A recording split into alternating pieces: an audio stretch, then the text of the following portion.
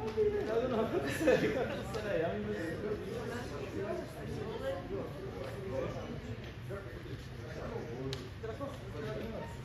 Yeah. I know, yeah.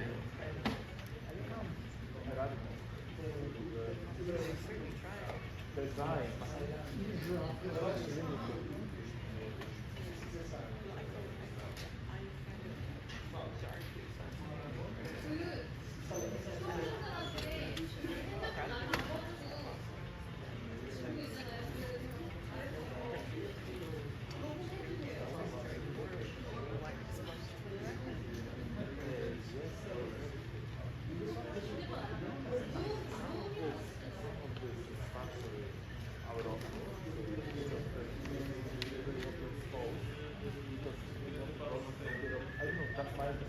Yeah. Yeah.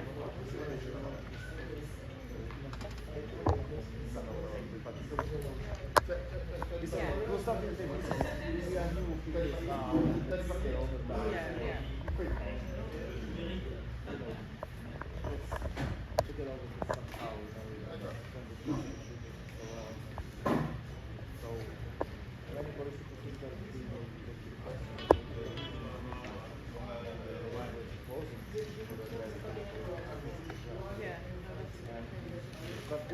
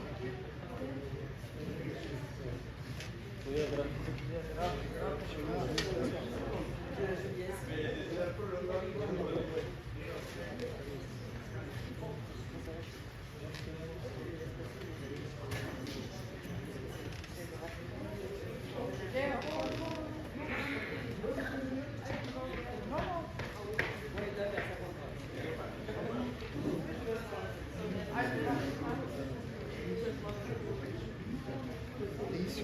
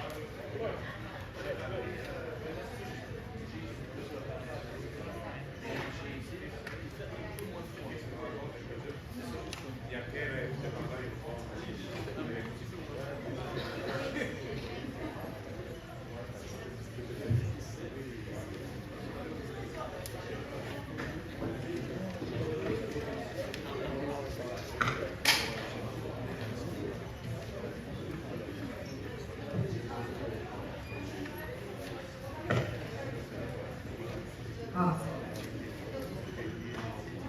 Comrades, now we are starting the second afternoon session of the International Colloquium.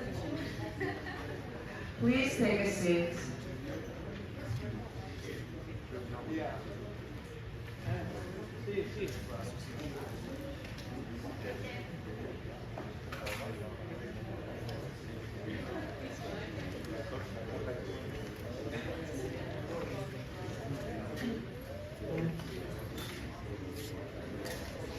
Comrades, please take your seat. We will start in a minute. Please turn off your sound of your phone.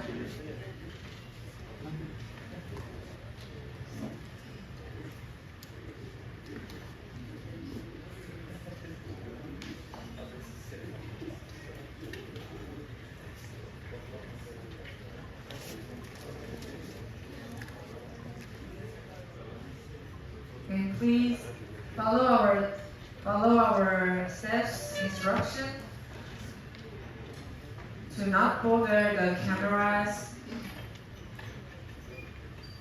And we already gave you several documents to refer the speech. We have the platform magazine.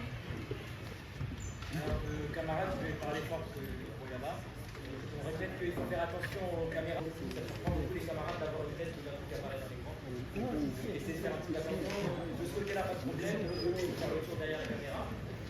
Et sinon, pour les textes, normalement, dans les textes qui vous ont été distribués, que ce soit dans le petit manuel de la plateforme pour l'occasion, ou même dans les manuels papier qui étaient disponibles hier, il y a aussi, je crois, les discours d'aujourd'hui.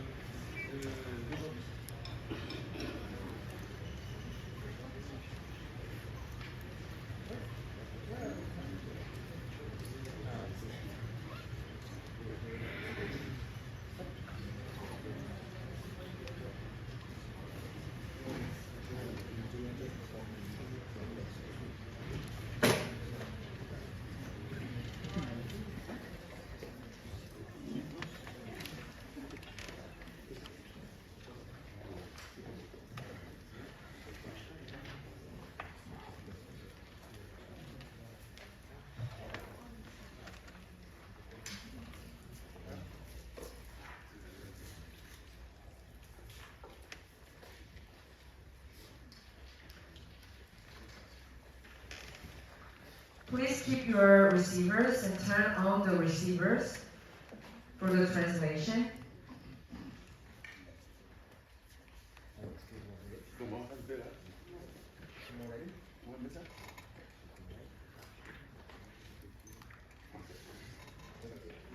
Now we begin the Dakar Anti-Imperialist International Conference, Third World War, and the anti-imperialist struggle. First, we will hear from the comrades who need to return their home countries due to their flight schedule. Please come up from the audience and speak at the podium. The first speaker is PLCF, his friends.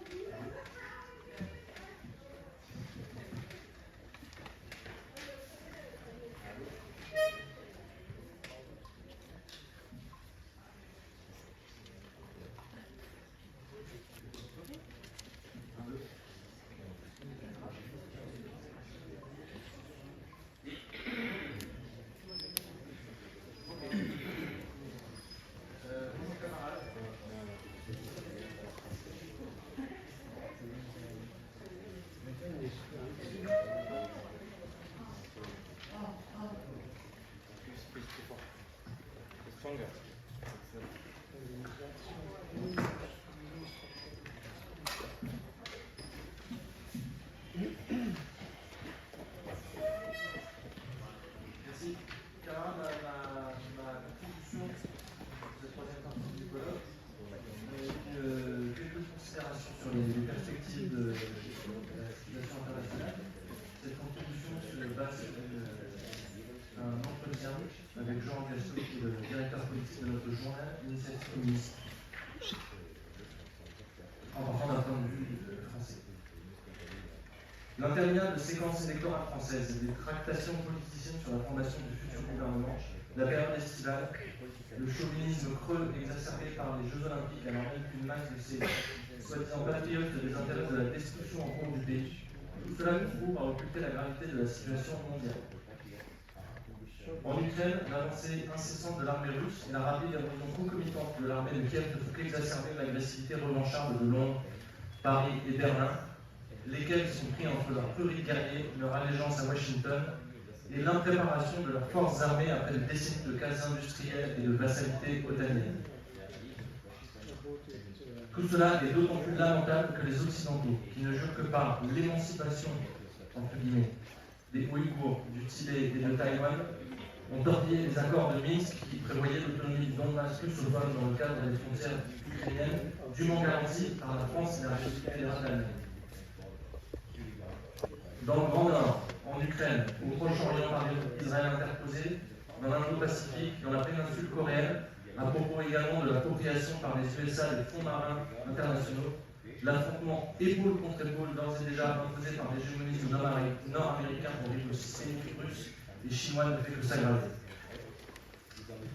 Mais il y a aussi de plus en plus de répondants en face, et l'heure des capitulations russes en race campagne de type gorbatchevien est définitivement passée, les Russes ayant payé pour voir.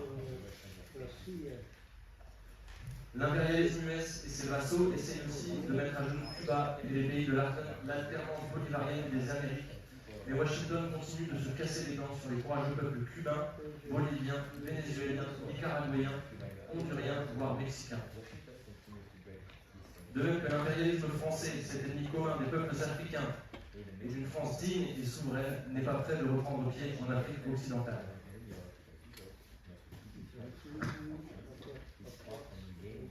Le front présentement le plus chaud du conflit planétaire qui confronte l'hégémonisme euro-atlantique à un nombre croissant de pays petits et grands, les BRICS, aspirant à une coopération multilatérale entre peuples souverains, se trouve au Proche-Orient où les terroristes d'État qui dirigent la soi-disant grande démocratie israélienne multiplient les provocations dangereuses pour la paix mondiale à l'encontre du Liban, de la Syrie et de l'Iran. Plus que jamais, le travail des vrais communistes est donc de montrer à la jeunesse française et mondiale qui ont fait des causes pour Gaza que c'est un seul et même combat que de briser l'offensive génocidaire contre les Palestiniens et que d'enrayer la marche à la guerre mondiale. Un conflit potentiellement exterminateur que fomentent les hégémonistes euro-atlantiques, régime macroniste en tête, quitte à s'allier aux tortionnaires Netanyahou, aux fanatiques de la secte Falun Gong et au régime grossièrement pro-nazi de Kiev pour tenter de préserver un ordre mondial foncièrement inégalitaire. Tout en soutenant clairement les fronts contre-hégémoniques, anti-exterministes, anti-impérialistes et antifascistes, l'un des rôles des organisations franchement communistes de France et d'ailleurs est de stimuler le débat sur la renaissance d'un mouvement communiste international arrivé au marxisme-léninisme et au mouvement gréviste mondial du prolétariat en plein rebond historique. Contrairement aux opportunistes du mouvement ouvrier qui collent veulement à leur bourgeoisie, comme c'est le cas du PCF otanisé et européen de Fabien Roussel. Ici, je précise factuellement, il faut savoir qu'en France, le secrétaire général du Parti communiste français a assumé explicitement de renoncer à revendiquer la sortie de la France de l'OTAN depuis le début de l'opération spéciale en Ukraine, de la Russie en Ukraine, car selon lui, le moment serait mal choisi pour mettre en avant cette position politique à propos de l'OTAN. Contrairement aussi aux éléments sectaires qui opposent identité communiste et large fond patriotique, nous avons besoin, dans l'esprit hautement dialectique du 7e congrès de l'Internationale communiste, où nous fêtons le 90e anniversaire en 2025, d'agir dans le cadre de larges regroupements internationaux et de porter la proposition d'une internationale communiste et ouvrière de nouvelle génération. Bref, de marcher sur nos deux jambes à l'échelle internationale. En France même, notre tâche internationaliste est de combattre le parti, ce que nous appelons le parti maastrichtien unique, dont font partie non seulement le président Macron et la droite soi-disant républicaine, non seulement les euro-ralliés soi-disant patriotes du Rassemblement national, mais toute la fauche gauche belliciste qui s'évertue à pourrir et à dévoyer du dedans le nouveau Front populaire. Lequel, rappelons-le tout de même, a inscrit dans son programme commun la livraison à l'Ukraine de toutes les armes nécessaires, ainsi que la livraison à la justice internationale de Vladimir Poutine. Ce qui, mine de rien, implique rien moins que le refus de principe de toute négociation avec les Russes. Cette posture de justicier otanesque jusqu'au boutiste et don quichotesque conditionne en effet la négociation entre la Russie et l'Ukraine à un changement de régime préalable en Russie. Il s'agit là d'une position objectivement sociale exterministe, c'est-à-dire socialiste en parole et exterministe en fait. Il faudra donc bien évidemment que le nouveau Front populaire choisisse très clairement entre les mesures sociales qu'il dit vouloir appliquer et cette course à l'abîme sur fond de dépenses militaires colossales au seul avantage de Dassault, Lagardère et autres marchands de canons. Europe Atlantique ou monde Pacifique, il faut choisir. Et vite, l'effritement continental de la légitimité populaire de l'Union européenne, près de 50% d'abstention aux européennes, alors que le vote est obligatoire dans plusieurs pays, pousse à une crise politique française et continentale. En réalité, les classes populaires d'Europe, travailleurs français en tête, rejettent sourdement cette Union européenne antisociale et négatrice de la personnalité nationale, culturelle, voire linguistique des pays constitutifs de l'UE, puisque l'anglais est déjà imposé de facto sans le moindre débat démocratique comme la langue des institutions européennes. Or, la réponse des élites à ce rejet massif est le, je cite, saut fédéral européen qui permettrait aux oligarchies d'Europe, et d'abord aux oligarques soi-disant français, en délicatesse avec leur peuple désormais ingouvernable, de se coaliser au sein d'un seul État liberticide et fascisant, dominé par Berlin et par Washington, dans le but, le moment venu, de mater ensemble les soulèvements populaires qui s'annoncent. Déjà, les Jeux Olympiques de Paris furent le banc d'essai de cette extravagante indignité nationale, puisque désormais, par la volonté du président français, les policiers allemands, californiens, patrouillent dans les rues de Paris et que les Français, tout prêts par ailleurs à se faire péter la glotte au cri de « Allez les Bleus », acceptent cette liquidation de ce qui reste de l'État-nation républicain. Le combat contre l'exterminisme capitaliste que mènent le PRCF et la JRCF ne doit donc pas conduire au pessimisme historique, l'exterminisme signifiant sur le fond que le capitalisme impérialisme a fait son temps et que vient l'heure d'un socialisme communiste de nouvelle génération, faute de quoi l'humanité sera en danger d'auto-liquidation. Je vous remercie.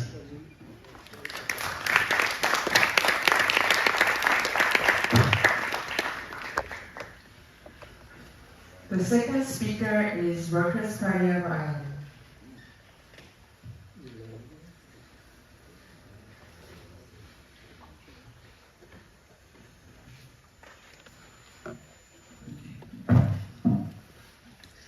Thank you, comrades. Our French comrade just offered a great overview of everything that's happening in the world, and all I have to offer is a microcosm. We are about to get sucked into a global conflict, and in Ireland, this translates as the systemic dismantling of our neutrality. Since the foundation of the Irish state, Article 29.2 of our Constitution affirms the country's adherence to the settlement of international disputes by international arbitration or judicial determination. Successive neoliberal regimes have sought to erode and undermine this concept. And while Ireland is a small nation state, this must serve as a greater lesson. Last year we saw a consultative forum, and what was very interesting about it was that it was supposed to be a place where everyone could air their views on neutrality, but invariably the voices defending neutrality were routinely ignored. To quote the Irish playwright Samuel Beckett, for revolutionaries and Marxists, we looked at this and thought, and the sun shone brightly on nothing new. For years, protesters against the use of Irish airports by the US military have been similarly ignored. Now suddenly, the budget allocated to the Irish Defence Forces will increase to 1.5 billion euro by 2028. These are the same Irish Defence Forces who, less than a decade ago, were told by their minister that not to have children because the Irish government could not afford to pay them a living wage that would also support a family. So how has this been allowed to happen? The biggest piece of the puzzle is consistent fear-mongering by both government representatives and media. People are bombarded with jargon around triple lock neutrality, with a concept that was originally meant to support our military, that all military actions involving more than 12 people were forbidden, and that allowed peacekeeping troops, for example, to fight and work in places like Lebanon, which they're continuing to do right now. People are bombarded with Russophobic propaganda. Recent sample headlines include Ireland's neutrality does not stop it being eyed as a cyber target.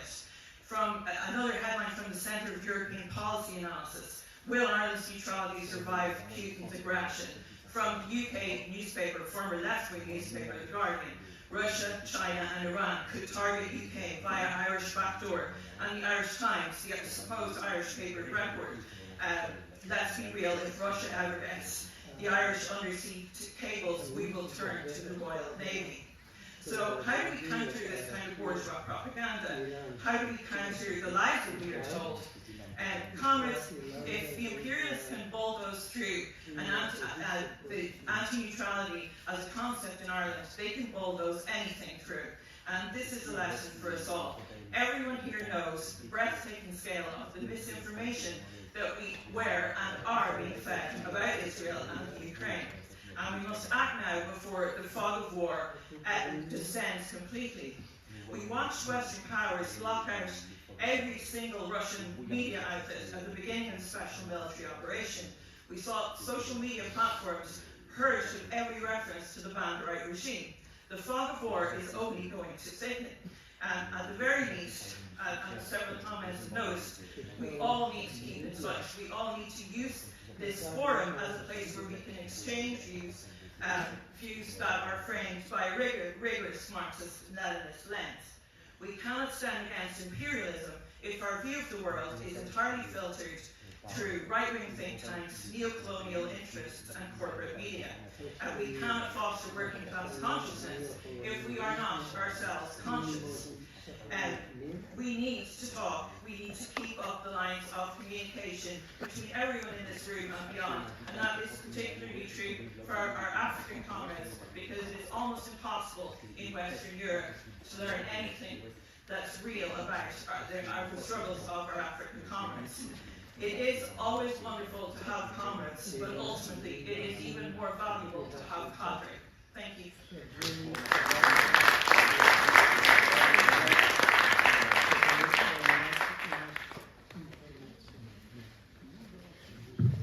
The third speaker is Union Proletaria from Spain.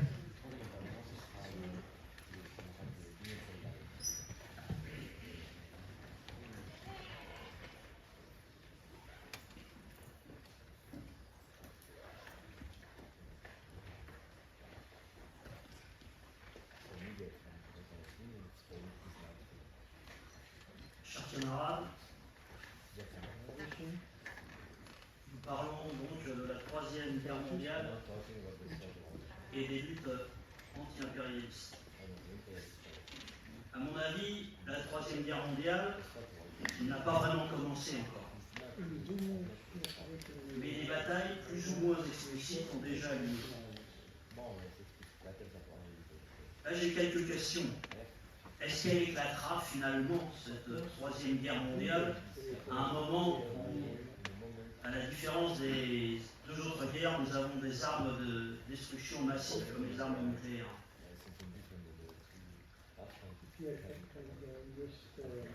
Une autre question, est-ce que les impérialistes, dans la situation dans laquelle ils se trouvent, du point de vue économique, politique, social, est-ce qu'ils peuvent continuer à exister sans plonger l'humanité dans une Troisième Guerre mondiale, dans cette Troisième Guerre mondiale si destructrice?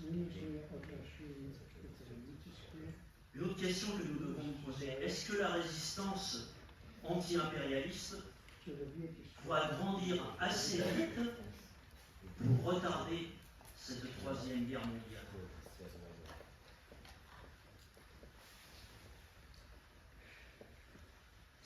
Ce week-end, ces 3 jours que nous avons passés ensemble ici, nous avons parlé, nous avons même, on peut dire, nous avons commencé à parler parce que nous avons tous en tête des projets de développement de la plateforme mondiale anti-impérialiste, de nos tâches, nous avons parlé de nos tâches pour développer cette lutte anti-impérialiste à l'échelle mondiale. Ces tâches sont très nombreuses. Et en plus, elles sont très variées selon les pays, et notamment les types de pays. Ce n'est pas la même chose que les tâches dans des pays oppresseurs et dans les pays opprimés. Ça c'est pour l'instant, parce que dans l'avenir, peut-être qu'il y aura aussi des contradictions très fortes entre les pays oppresseurs, et donc on se retrouvera dans une situation où les tâches ne seront pas les mêmes, même entre différents pays oppresseurs. Mais enfin, pour l'instant, dans les pays dominants, qu'est-ce que nous devons faire? Qu'est-ce que nous essayons de faire déjà? Développer la conscience anti-impérialiste et révolutionnaire des travailleurs de nos pays dans un contexte de répression croissante, c'est-à-dire tous les droits que nous avions jusqu'à présent sont en train de se réduire à la suite de la situation internationale qui se développe. Notre objectif, évidemment à long terme, c'est la révolution socialiste prolétarienne. Mais l'objectif immédiat à court terme, c'est surtout freiner, mettre des bâtons dans les roues de la machine de guerre et d'exploitation de nos capitalistes. Et dans les pays opprimés, eh bien, là aussi, il faut développer la conscience des masses. Mais là, les masses subissent une oppression si évidente qu'il est facile qu'elles acquièrent une conscience nationale, voire même nationaliste. Et donc, à ce sujet, moi je pense qu'il est nécessaire que les révolutionnaires, les anti-impérialistes, les marxistes-léninistes, travaillent la conscience des masses pour convertir ce nationalisme spontané qui a un aspect positif, mais aussi divise et affaiblit le front mondial contre l'impérialisme, transformer ça en anti-impérialisme internationaliste. Et l'objectif immédiat dans ces pays est déjà la défaite de l'impérialisme, l'indépendance et le développement souverain pour que les peuples puissent choisir leur chemin. Et ces peuples ne sont pas tous dans la même situation. Certains sont déjà militairement agressés, comme c'est le cas de la Palestine, le Congo. D'autres, peut-être, sont agressés d'une façon moins directe, moins militaire, comme le Venezuela, par exemple, le Nicaragua, le Cuba. Et d'autres, comme nous en avons parlé ce matin, comme l'Alliance des États du Sahel, sont pour l'instant dans une situation de paix relative. C'est-à-dire, ils ont réussi à chasser les armées étrangères, mais les armées étrangères ne sont pas parties très loin et elles menacent de revenir.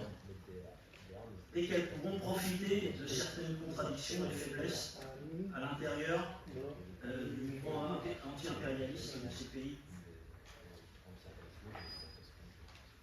En tout cas, dans tous ces pays opprimés, on doit se préparer déjà et préparer les masses pour battre les impérialistes en tenant compte que militairement ils sont supérieurs, comme nous l'avons vu depuis la guerre de Corée dans les années 50, ils sont supérieurs en aviation. Ils ont des moyens techniques très poussés, mais leurs difficultés sont énormes, deviennent de plus en plus grandes sur le sol, surtout sur un sol qui n'est pas le leur. C'est ce que les peuples coréens, vietnamiens, angolais, etc., dans tous les continents ont démontré.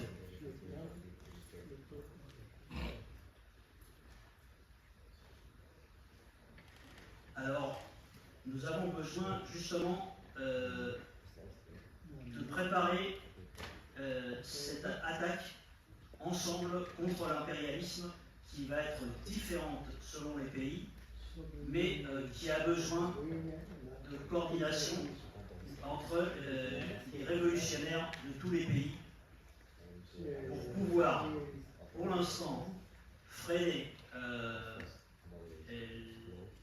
le chemin impérialiste vers la Troisième Guerre mondiale et rassembler les forces pour pouvoir finalement vaincre l'impérialisme à l'échelle mondiale.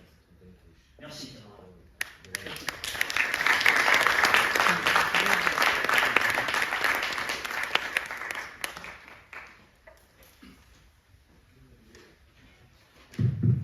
From now on, we will listen to the speakers on the stage. Speakers should stand at podium and give your speech, please. Next is Card Party from Italy. You can refer the Platform magazine, page 95. The Paris Declaration rightly points the need to mobilize the popular masses, and particularly workers, in campaigns of active non-cooperation with the US, NATO wars, and the war economy. In Italy, a significant example of workers' mobilization to boycott war operations is the General Autonomous Collective of Dockers, which played a vanguard role in organizing the refusal to transport weapons, this time for the imperialist war in Yemen, inside the ships transiting the port of Genoa. On February 25, 2023, and then again on June 25, 2024, Dockers organized a national demonstration in Genoa against the war, and they were joined by anti-imperialist committees and political forces from across the country. In some cases, workers joined the mobilization of other sectors of the popular masses. In Italy, spring 2024 was marked by mobilization developed internationally of university students against the genocide of the Palestinian people. Various student organizations promote the occupation with encampments for the termination of research and cooperation agreements that Italian universities have with Israeli universities and companies.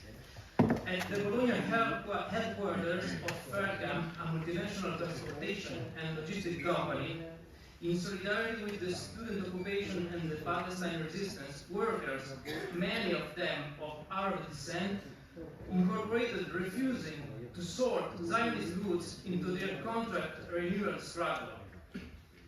On September 21, 2024, in Florence, the No-NATO Common Committee organized a demonstration against the installation of a NATO military command that would take control of the Atlantic Alliance land forces throughout southern Europe. Alongside the committee, anti-war and anti-NATO based organizations from all over the country took to the streets, particularly No Moors from Sicily and Aforas from Sardinia, organizations that provide the struggles against US and NATO installations in the two regions, where there are respectively 22 and 13 US NATO bases out of the more than 116 located in Italy, and workers' collectives. In addition to the Dockers from Genoa, workers from GKN, an automotive factory, former Fiat, in Florence, the most important workers' collective in the country in occupation of their factory for more than 2 years, and the Dockers autonomous group from Livorno, who are following Dockers of Genoa example, joined the demonstration. A number of rank-and-file unions and have also taken to the streets, including Rail, which recently organized a national assembly of railway workers to promote the struggle against the transportation of arms by rail.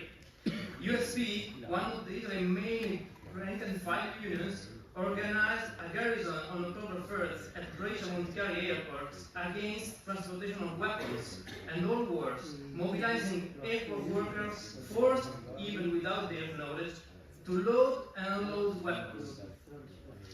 The role of the popular masses is decisive to shape the forms of World War III. War is no longer the affair of a small group of military men. The collective character now achieved by the productive forces worldwide, the level of interconnectedness of the economy, and the necessity for the purposes of production of the organized collaboration of millions of individuals makes war like another relevant issue concerning the government society. An operation, those main aspect is to win the active collaboration of the masses, starting with workers. Since the role of the masses is decisive in World War III, it is the direction of the mobilization of the masses will take that will ultimately decide the outcome of the war. In Donbass, we have seen the role that the working class can play. As Comrade Patel's rise in 10 years since the heroic Donbass uprising, Soviet industrialization made Donbass one of the most industrially developed parts of the Europe in the 20th century. Thousands of workers of different ethnicities and nationalities from all over the territory of the USSR flocked to Donbass to meet the needs of rapid socialist industrialization. It is here that the historical experience of the populous working class, the collective of hundreds of thousands of workers in mining, heavy industry of various types and scales, and strategic technological processes has been concentrated for generations.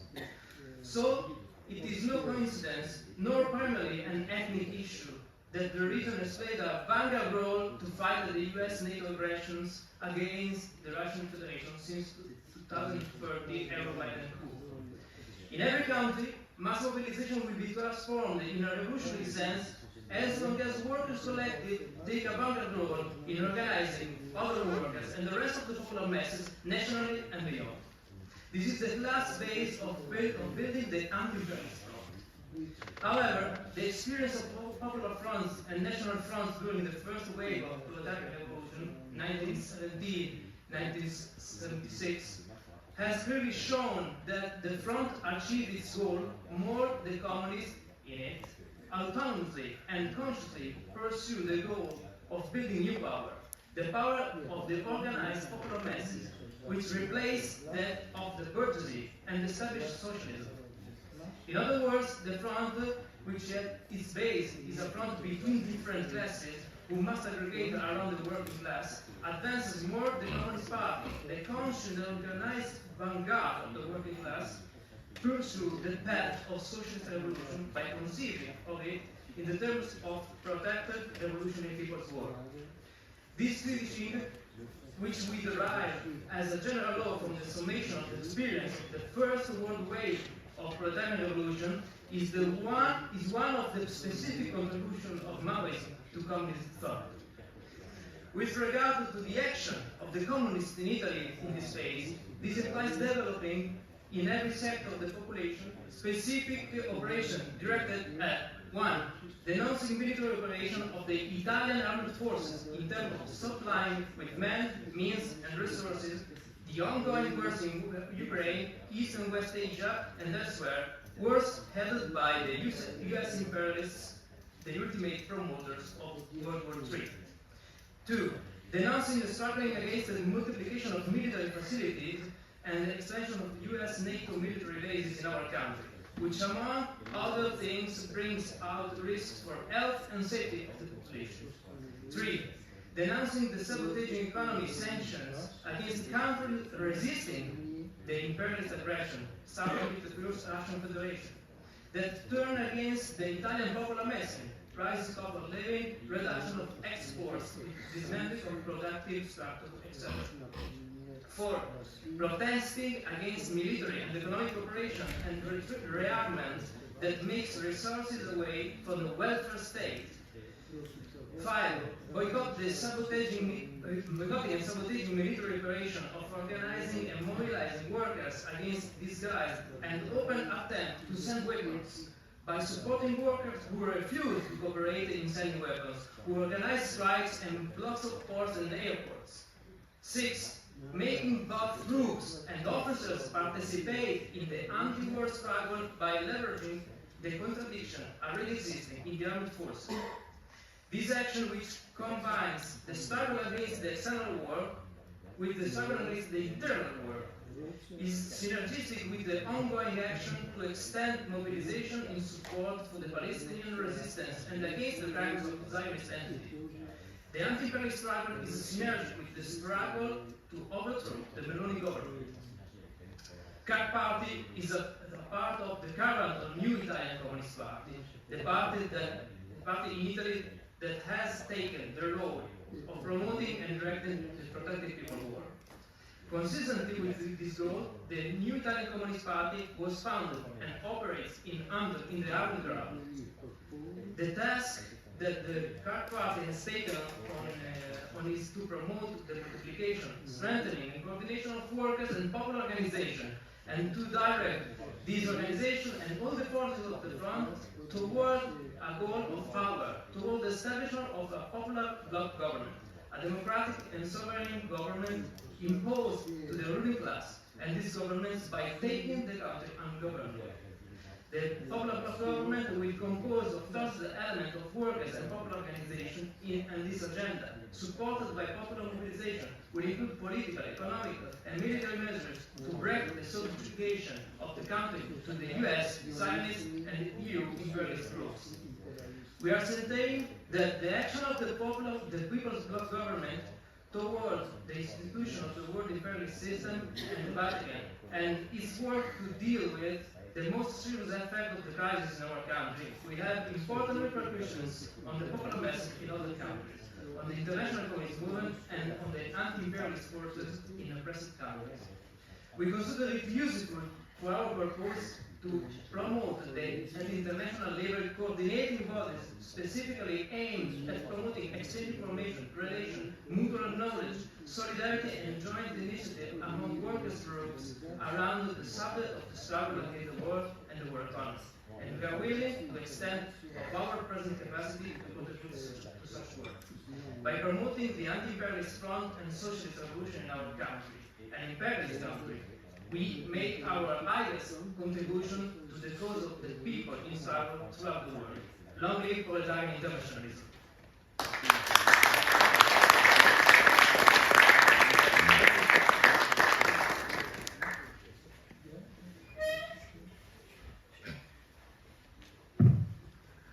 Next is Communist Labour Party of Turkey, Regnist. Please refer to shared paper.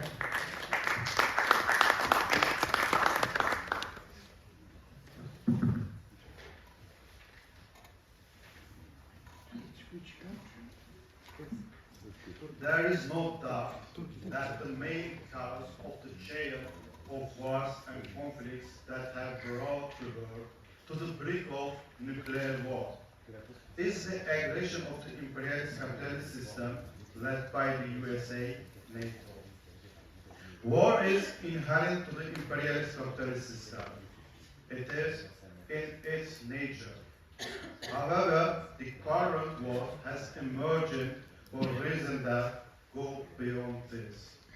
In order to prevent the collapse of the hegemony of imperialist capitalist system and to maintain the existence of the capitalist mode of production, the imperialist states led by the USA have launched a global civil war against the work proletariat and the laboring poor classes. This global civil war, which is one of the main features of the World War III, started with the 11th September provocation. Taking advantage of the disintegration of the Soviet Union, the imperialist states decided to use this as an opportunity to plunder other countries, dismember them, bring them under their domination, and expand the sphere of influence of NATO. This process is the full annexation process imposed by imperialism on the whole world.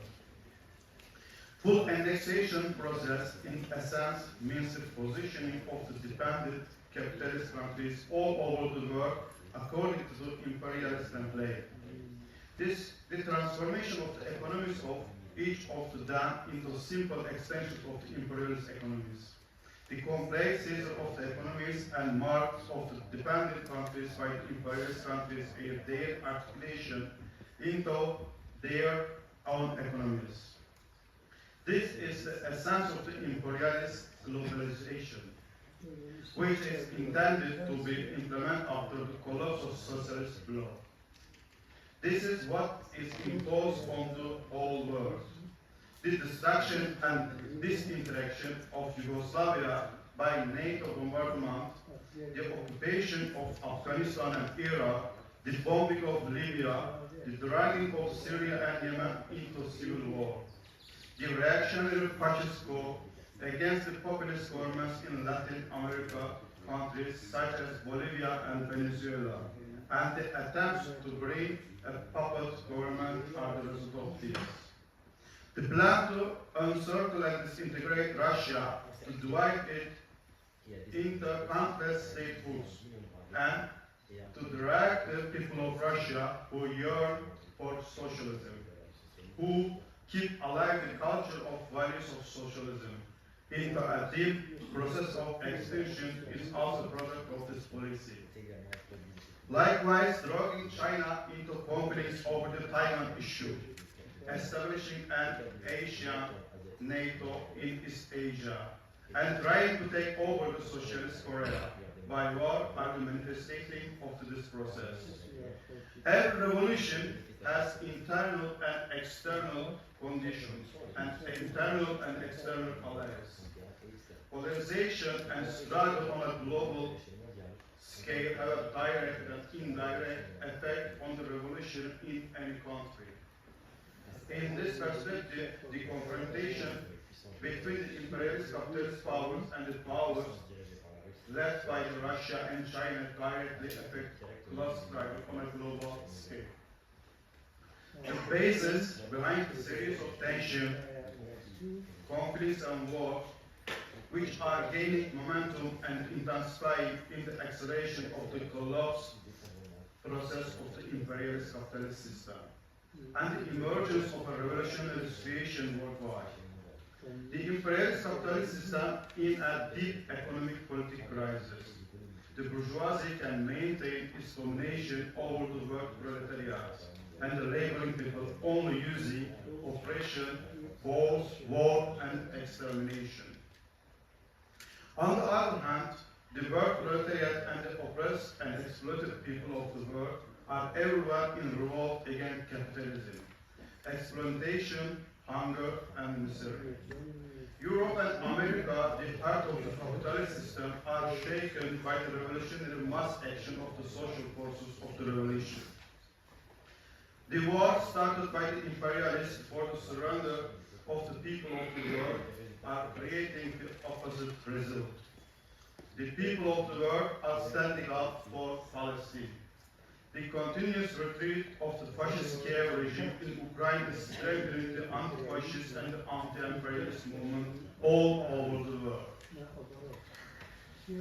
This revolutionary uprising, which extends from Africa to Middle East, from Latin America to Asia, and from there to Europe, which encompasses and influences the world, is rooted in the conflict between labor and capital, between communism and capitalism, between old and new, and draw its strength and energy from there.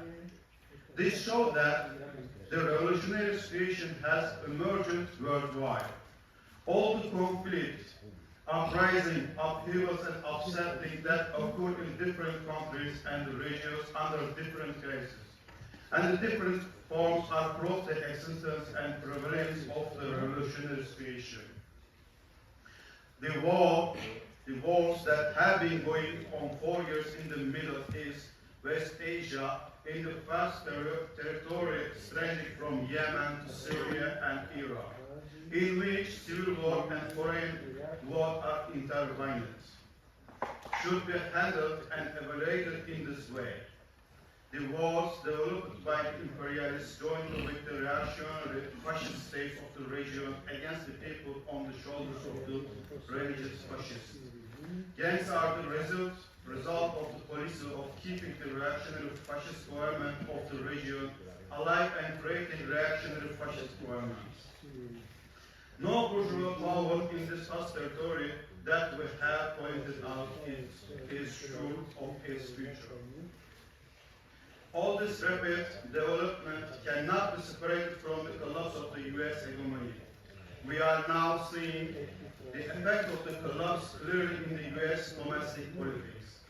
There are the intensifying class struggle has the potential to turn into an open civil war in a very short period of time. This enormous country, which lies on serious economic, political, ethic, and cultural fault line, is preparing for the most relentless civil war ever experienced. Even Europa, which is so used to waging the class struggle through democratic institutions and the mass organization, is not far from a civil war. The effect of the crisis deepened by war in Ukraine have turned Europa into the hothouse for social movements. The whole of Europe, including Britain, is shaken by workers and farmers' protests. A militant anti-fascist front is confronting the rise of the fascist parties and movements. France, Germany, Italy, Britain, Spain, and the Balkan states, which have taken the capitalist road, are under the influence of revolutionary mass action of the working class. As a result, the working people of Europe are already engaging in a fierce class struggle against fascism and capitalism. On the other hand, a strong anti-imperialist wave is rising in the dependent neo-colonial countries. In Latin America, popular progressive governments have been a revolt against imperialism for a long time. Africa has pushed forward again and more strongly after the 1970s. The worker, laborers, and poor of Africa revolt against the imperialists and expel them from their continent. The imperialist capitalist system is going through a deep, devastating revolutionary crisis all over the world. The struggle between labor and capital continues in the form of civil war. The revolutionary situation and the global civil war are deepening on every front. Here in Africa, we can take Kenya as an example without going too far. In a short time, we have seen how the workers and laborers have taken to the streets with great energy and determination. We witnessed complaints from the Kenya Communist Party energetically stepping forward to lead this movement. A similar situation arose in Sudan in 2019. We experienced a revolution that lasted over 3 years, resulting in conditions in which the revolution was put on the defensive amidst the fire of the armed war launched by the forces of bourgeois forces. Divided into two fronts, the army and the rebel support forces. The first task of the revolutionary communist parties in the condition of the revolutionary situation is to put an end to bourgeoisie rule by seizing political power through a revolution. These conditions have now arisen in all imperialist capitalist countries. The conquest of the political power must be the first and main goal of the revolutionary crisis period, a goal before which no other goal can be set.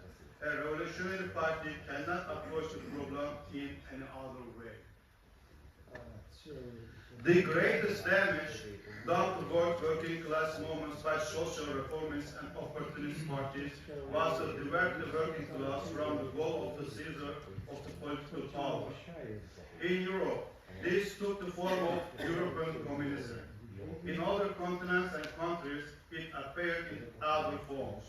But under whatever form it appeared, the common line of all of them is the line of distancing from the conquest of power. The line of reconciliation with the bourgeois class.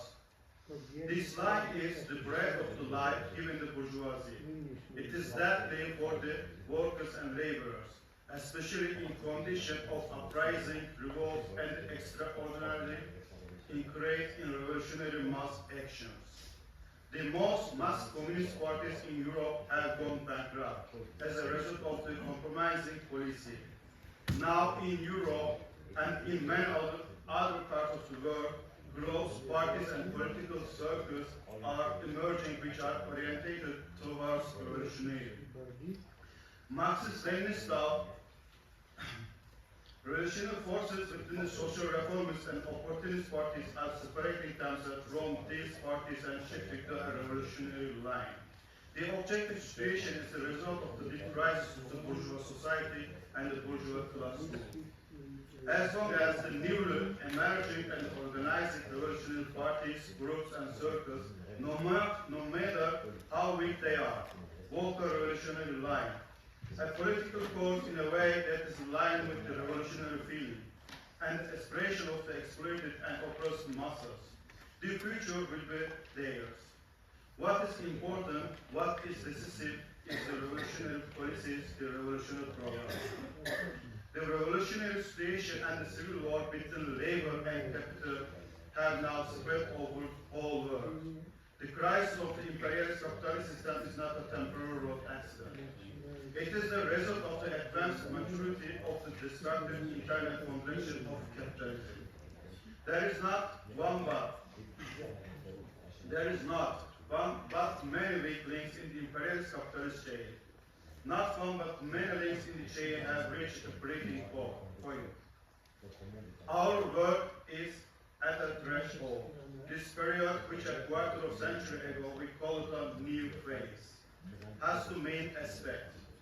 On the one hand, we are experiencing global uprising, revolts, revolutions, revolutionary attempts, a chain of anti-capitalist action, and the revolutionary development. On the other hand, we are experiencing the collapse of the imperialist capitalist system. On one side, we have the nuclear catastrophe and the war of destruction, which means the destruction of all humanity and nature. On the other side, we have the global revolutionary situation and the civil war developing all over the world.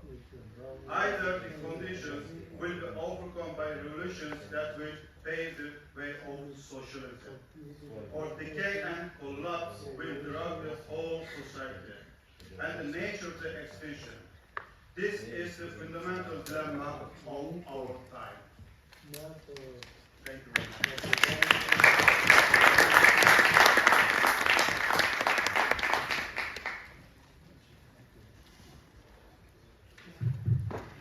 Next speaker is Dimitrios Patalis from Revolutionary Unification from Greece.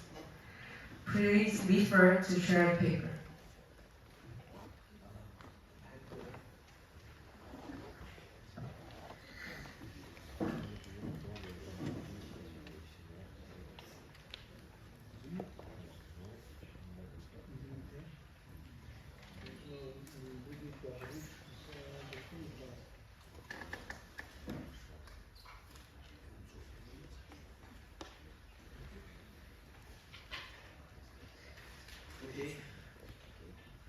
Dear comrades,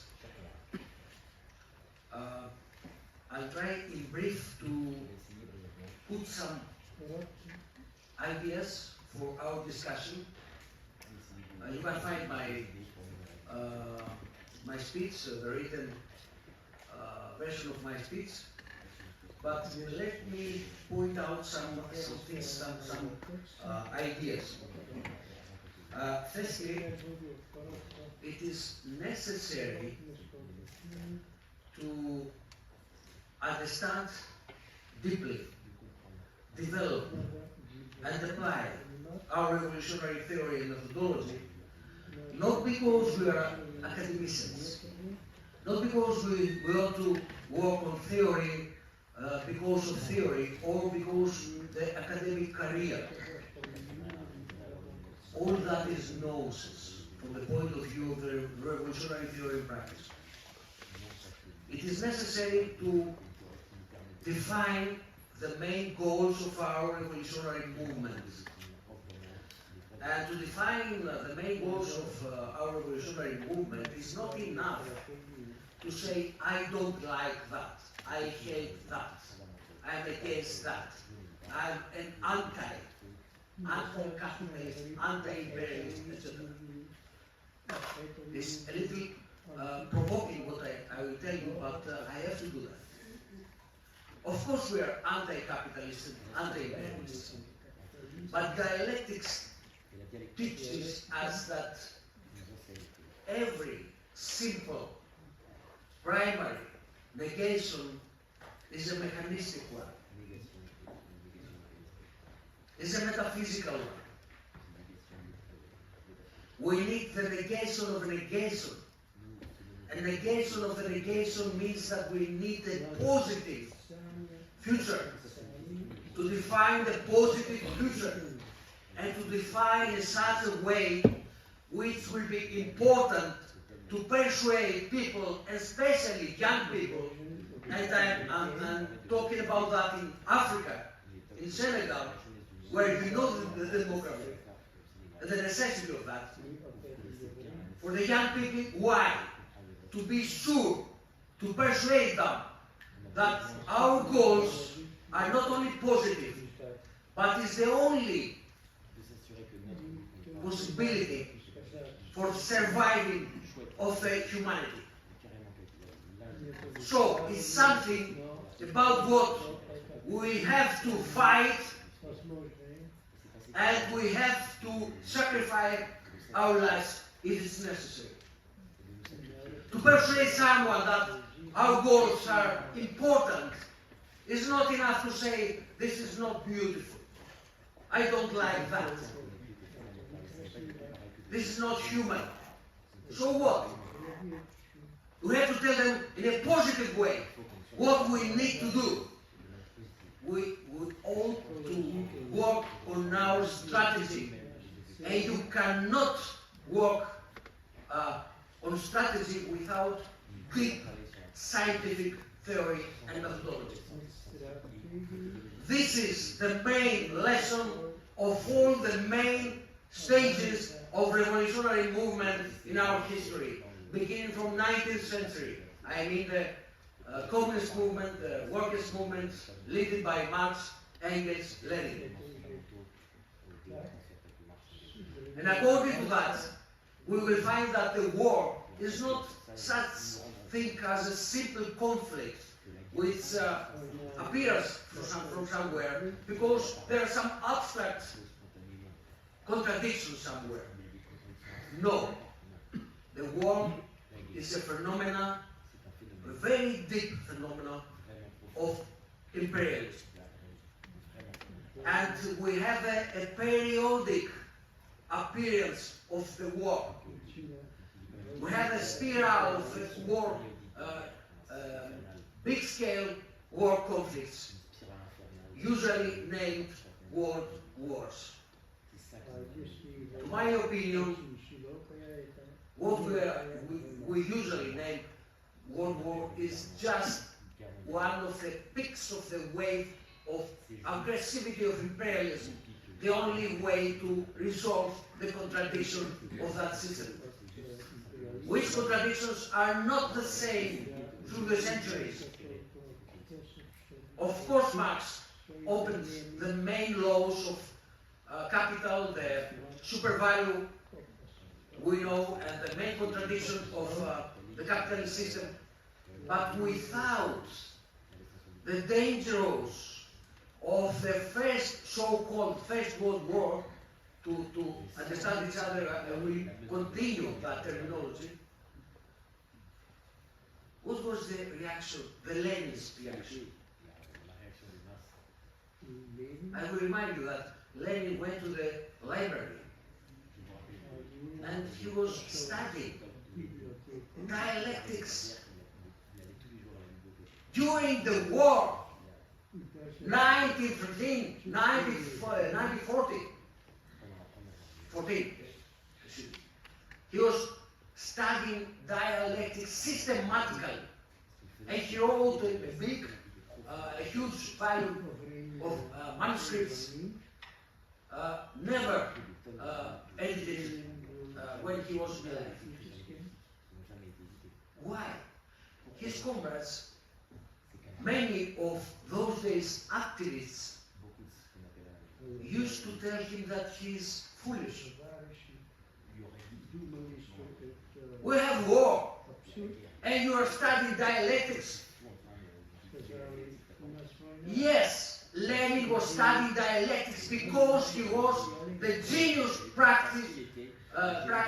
the leader of the proletarian movement of that era. That's the reason he went to the library. That's the reason he was studying dialectics. That's the reason, according to the dialectics, he developed Marxism for the stage of imperialism. Without that deep study of dialectical logic and methodology, he couldn't find out the inner laws of capitalism during the monopolistic stage. And the main powers of that period, the mainstream of so-called Marxists of that period, I mean the Second International, have a look what they were doing in that period. They were talking about something like orthodoxy of Marxism. And they were blaming Lenin and Bolsheviks because they are acting in contrary of their own orthodoxy, their own dogmatic interpretation of Marxism. But the foolish Lenin developed theory to develop practice. He developed theory to describe and to explain and to predict, because without those three functions, theory is null, is nothing, zero. Theory not exist without the fundamental functions of revolutionary theory. To describe objectively what is happening, what happens first, to explain the necessity and the laws of what is happening and happening. And third, according to the first and the second, to predict the spectrum of the further development of the future. Without the unity, dialectical unity of those functions of revolutionary theory, no revolutionary movement is not existing. We cannot exist without theory. And between us, that was the last words of Stalin before he died. During his last discussion with one of the main cadres of ideological work of Communist Party of Soviet Union, he was saying exactly that one way or another we can resolve our problems in practice. Maybe we will have some mistakes in economics, in social politics, etc., but we can go through. The main problem is the fundamental theory. Without theory, told Stalin, we are dead. Who told that? Stalin. Who built socialism? Who built socialism in the Soviet Union? Who win the war? Is Stalin foolish? So, in each crucial moment in our history, in its deep crisis and war, in its escalation of the world war of imperialism, it is necessary to develop theory, and it is necessary to define who is who in the revolutionary movement, who is really revolutionary and who is opportunist and revisionist, who is the predator of the future of our revolutionary struggle. That was the position, Lenin's position, and Bolsheviks.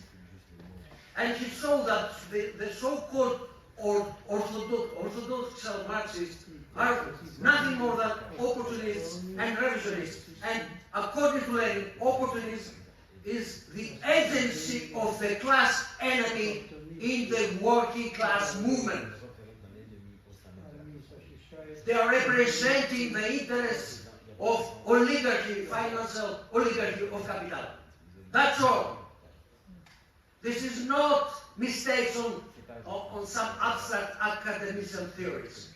This is social position, because for the Marxists, for revolutionaries, methodology and social class position is one unit.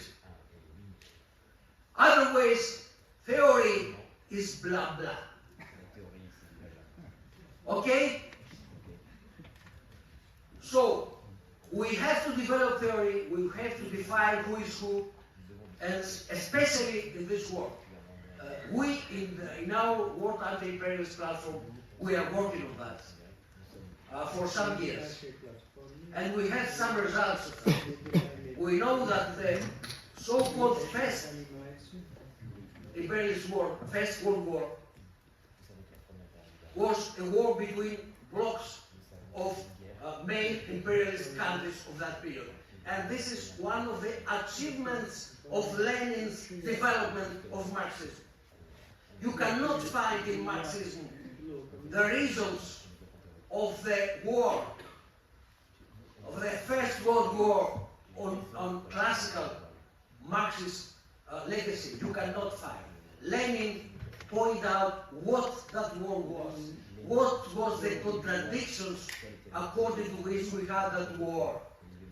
And what were the main forces which were involved in that war? And what goals we could have. Excuse me, but maybe what I will tell you now, it seems a little provocation. I will say the next one, idea. To think in the third decade of 21st century that revolutionary situation may be everywhere is blowing in the wind. And revolution is something which can happen everywhere. Is not a Marxist-Leninist approach.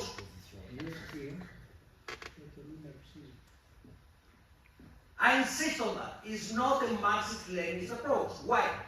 Because to have revolutionary situation, a revolutionary situation, according to Lenin, is not a subjective option.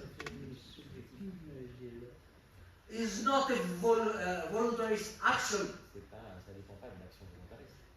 Is not subjective idealism in practice. Revolutionary situation is objective aspect of the preconditions of revolution. And the revolutionary situation appears, emerges, not everywhere, not in any time. This is Trotsky's approach between us.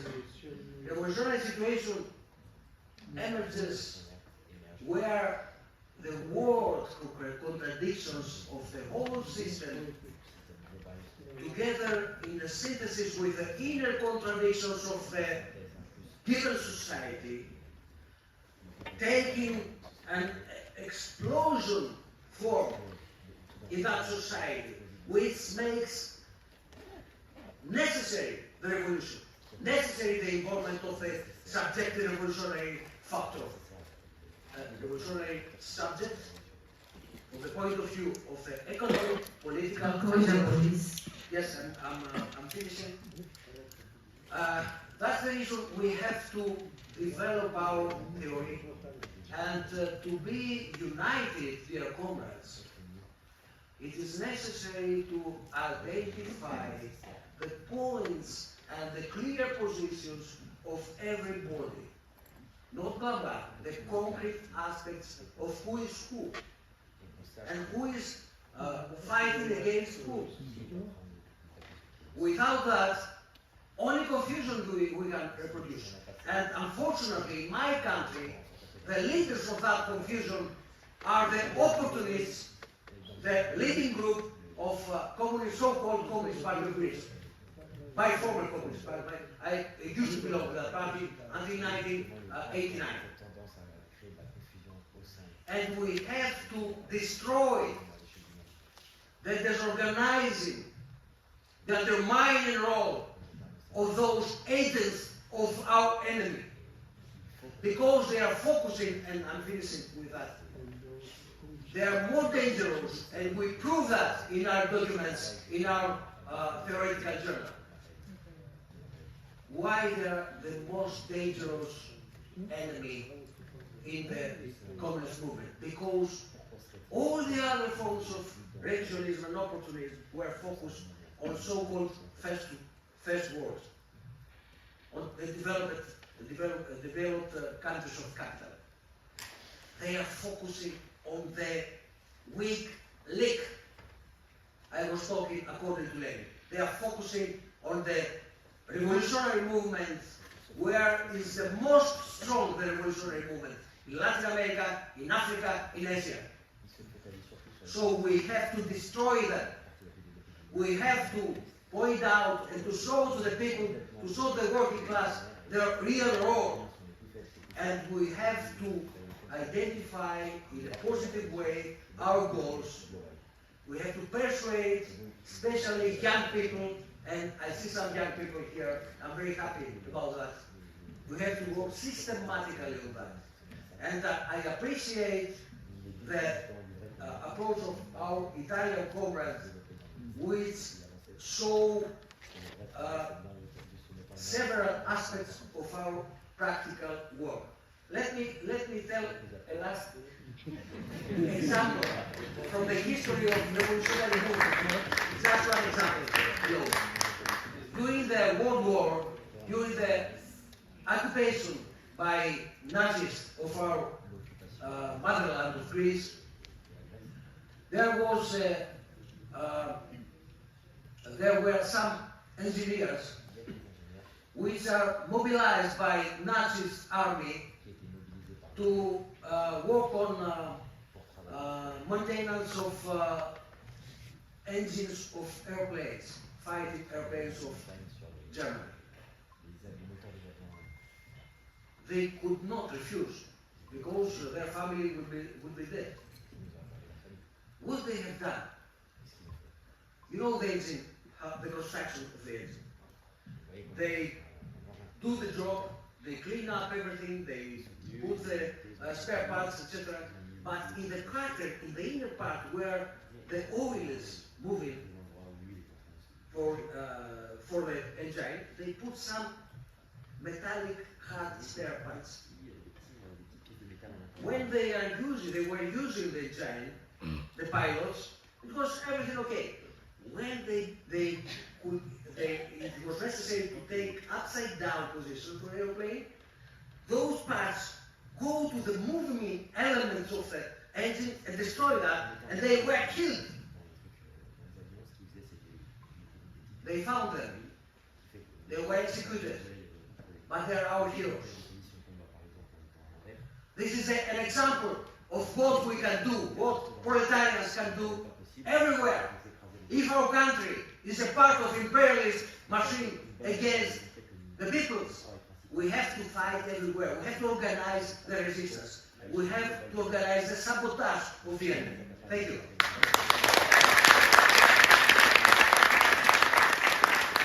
Next speaker is Holden Dian from National Preparatory Committee of Senegal. Bonjour, l'ensemble des camarades.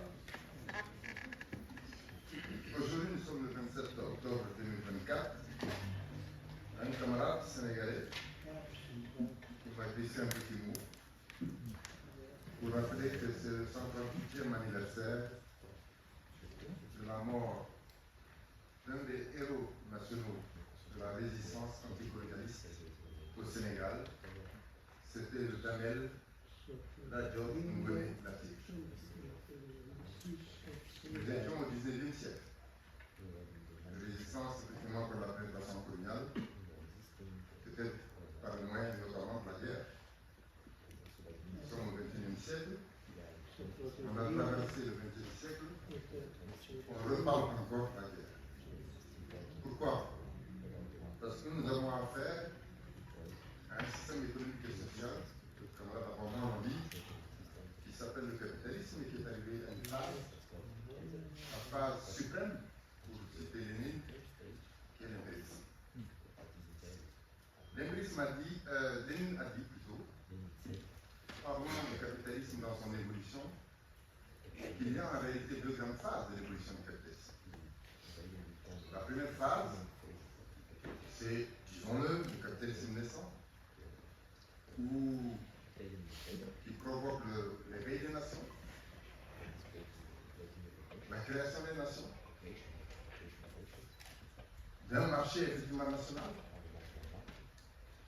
d'une unité nationale des peuples par le biais du marché. C'est une époque, disons-le, progressive du capitalisme. C'est l'époque, effectivement, du capitalisme qui débarrassait l'Europe à l'époque du système féodal. Mais arrivé à son stade suprême, le capitalisme devient l'impérialisme. Arrivé à son stade suprême de l'impérialisme, l'impérialisme est une tendance à nier les nations, à étouffer l'éveil des nations. Étouffer l'éveil des nations, c'est étouffer effectivement par le biais du colonialisme et ensuite du néocolonialisme.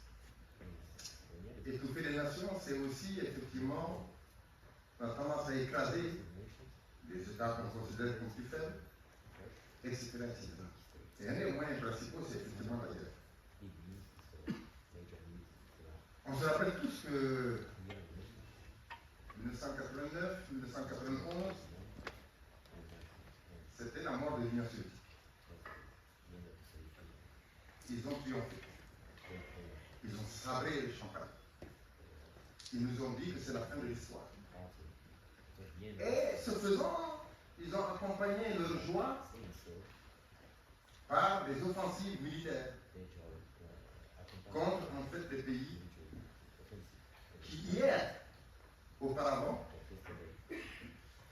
étaient des pays qui avaient effectivement obtenu leur indépendance nationale et avaient tenté de mettre en place une forme d'indépendance nationale, pendant que d'autres qui s'étaient complètement vassalisés restaient dans la situation de soumission. C'est le cas de l'Irak, de Saddam Hussein. On l'a attaqué, on l'a détruit. C'est le cas ensuite de l'Afghanistan, un peu plus tôt derrière l'Afghanistan, parce que l'Union soviétique a encore existé à l'époque de l'Afghanistan.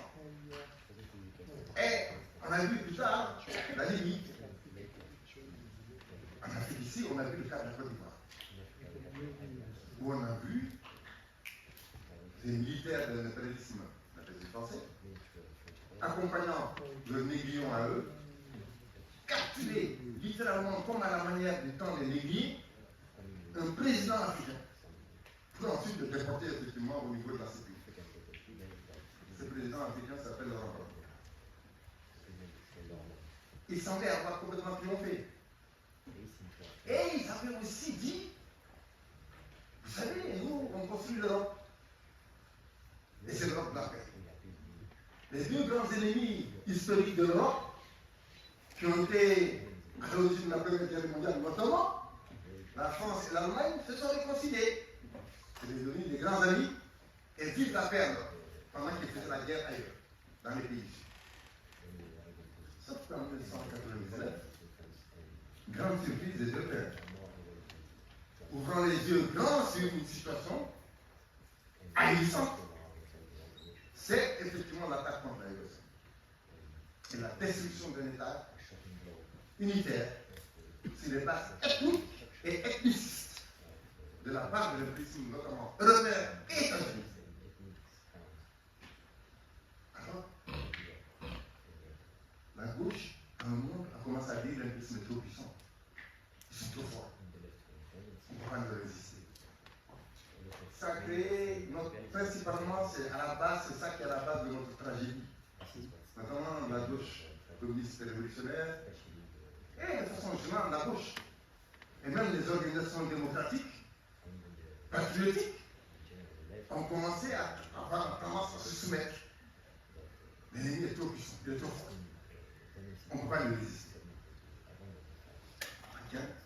Tout le monde dans le monde n'a pas pensé comme ça. Tout le monde dans le monde n'a pas réfléchi comme ça. Prenons l'exemple effectivement de la Russie dont on parle. Gorbatchev d'abord, il dit l'Union soviétique. Il s'en va tout de même. C'était en Turquie, chez les gens de nos camarades effectivement qui viennent de parler. C'est Yeltsin qui est au pouvoir, il se vassalise aux États-Unis. Mais ce grand pays, qui a fait la grande révolution socialiste d'octobre 1917, c'était clair pour les plus clairvoyants que ça ne pouvait pas continuer cette situation-là. arrive au pouvoir, effectivement, un certain Vladimir Poutine, qui s'appuie comme bourgeois. C'est un bourgeois, parce qu'il faut restaurer le capitalisme en URSS, dans l'ex-URSS, donc en Russie. Mais il s'appuie sur un patriotisme qui a quand même, qui est un peu connecté par le patriotisme soviétique. Comme oui ou non, quand on fait il y a un peu du patriotisme soviétique de la part de cette bourgeoisie nationale russe. Ça, c'est le cas de la résistance russe. Mais de nouvelles expériences révolutionnaires, la petite Cuba là, cette île là, qui résiste depuis des décennies et des décennies, eh bien, les Vénézuéliens vont s'appuyer dessus. Mais qui au Venezuela? Les anti-impérialistes, les anti-libéraux. Puis ensuite l'expérience des Evo Morales. Ah, les Amérindiens, pour la première fois, ils arrivent au pouvoir dans un état de l'Amérique du Sud. Le Nicaragua se réveille à nouveau après sa défaite. De nouvelles expériences commencent à se faire. Tchad arrive dans un pays potentiellement puissant au pouvoir. Et bien à la gauche brésilienne, à travers deux figures importantes, Lula et Dilma. Mais là où la puissance économique et stratégique se met en place réellement, c'est en Asie. Et ce pays s'appelle la Chine. Mais ce n'est pas n'importe quelle Chine, ce n'est pas la Chine bourgeoise. Ce n'est pas la Chine du Kuomintang. C'est la Chine populaire. Celle qui, en 1949, a fait adjoindre la Chine dans le camp socialiste. Puissance économique, puissance scientifique, puissance stratégique, mais sur la base d'un État qui fait un peu une sorte de net, la nouvelle économie politique de Lénine, où il combine à la fois un secteur socialiste puissant qui contrôle l'économie nationale et les secteurs privés capitalistes en tant que tels. D'autres pays sont en train de suivre cette voie. La petite Cuba, puissance médicale, puissance pharmaceutique. On comprend pourquoi les États-Unis ne veulent pas absolument abandonner le blocus de Cuba.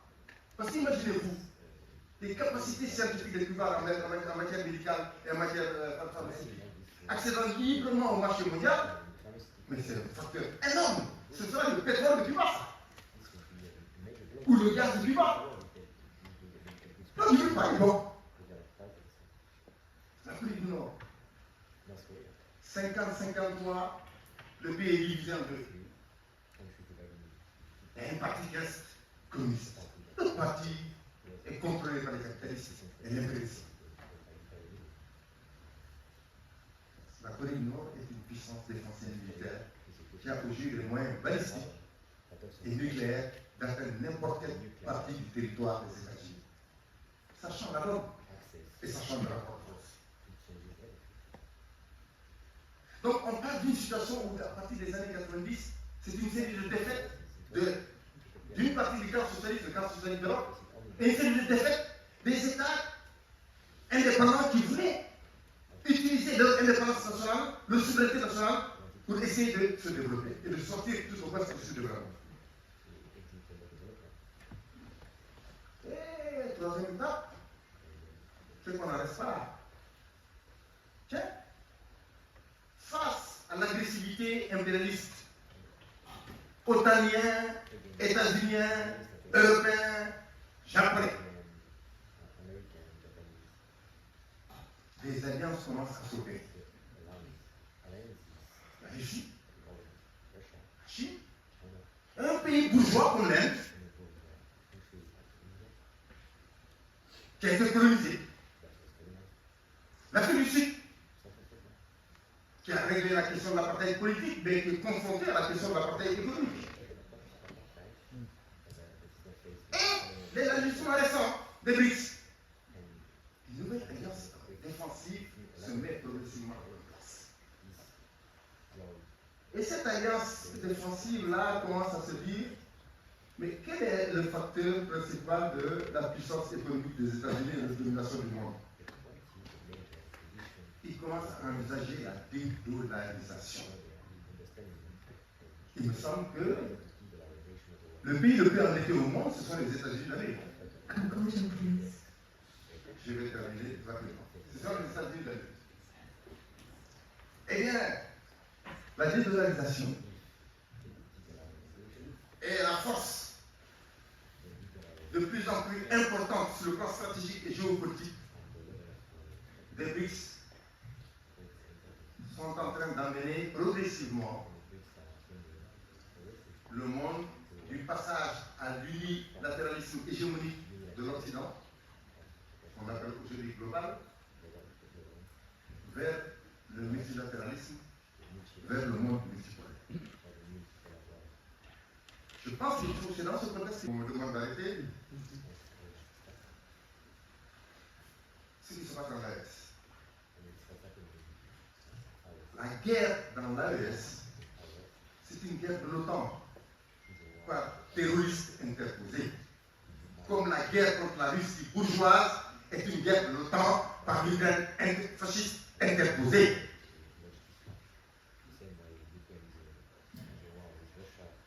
Si on comprend de cette façon, on comprend que c'est nécessaire à un moment donné de jeter les bases d'une alliance la plus large possible, qui va des BRICS, pour aller faire court, à l'AES, en attendant que d'autres prennent le chemin des BRICS et de l'AES, en termes de résistance à l'hégémonie impérialiste mondiale. Je termine par la formule suivante. Les États-Unis, flanqués de l'Union européenne et du Japon, et d'Israël, sont au monde d'aujourd'hui ce qu'ont été les nazis et l'alliance fasciste avant la Deuxième Guerre mondiale.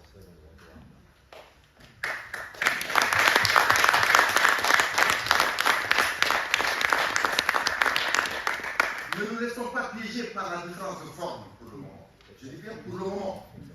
Parce que ce qu'Israël est en train de nous montrer montre bien que si nous laissons prisonniers de la différence de forme, mais on va se faire avoir.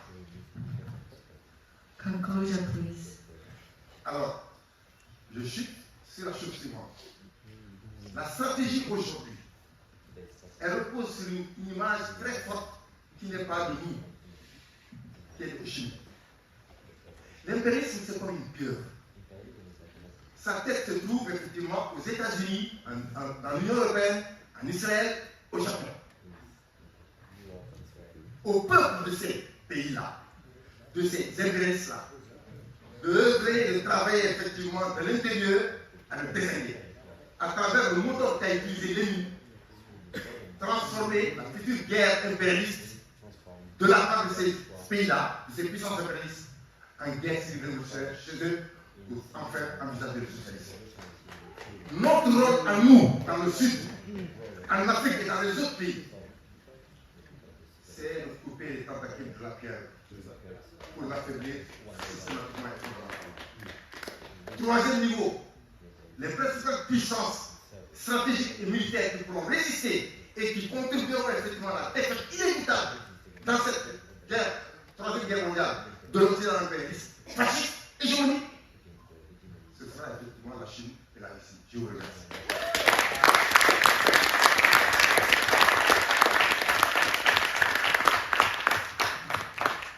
Next speaker is Amjad Kaliabara from DUP.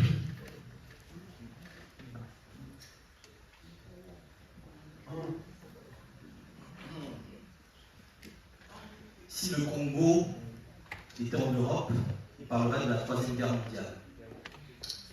Je rebondis sur ce que le camarade Roland vient de dire.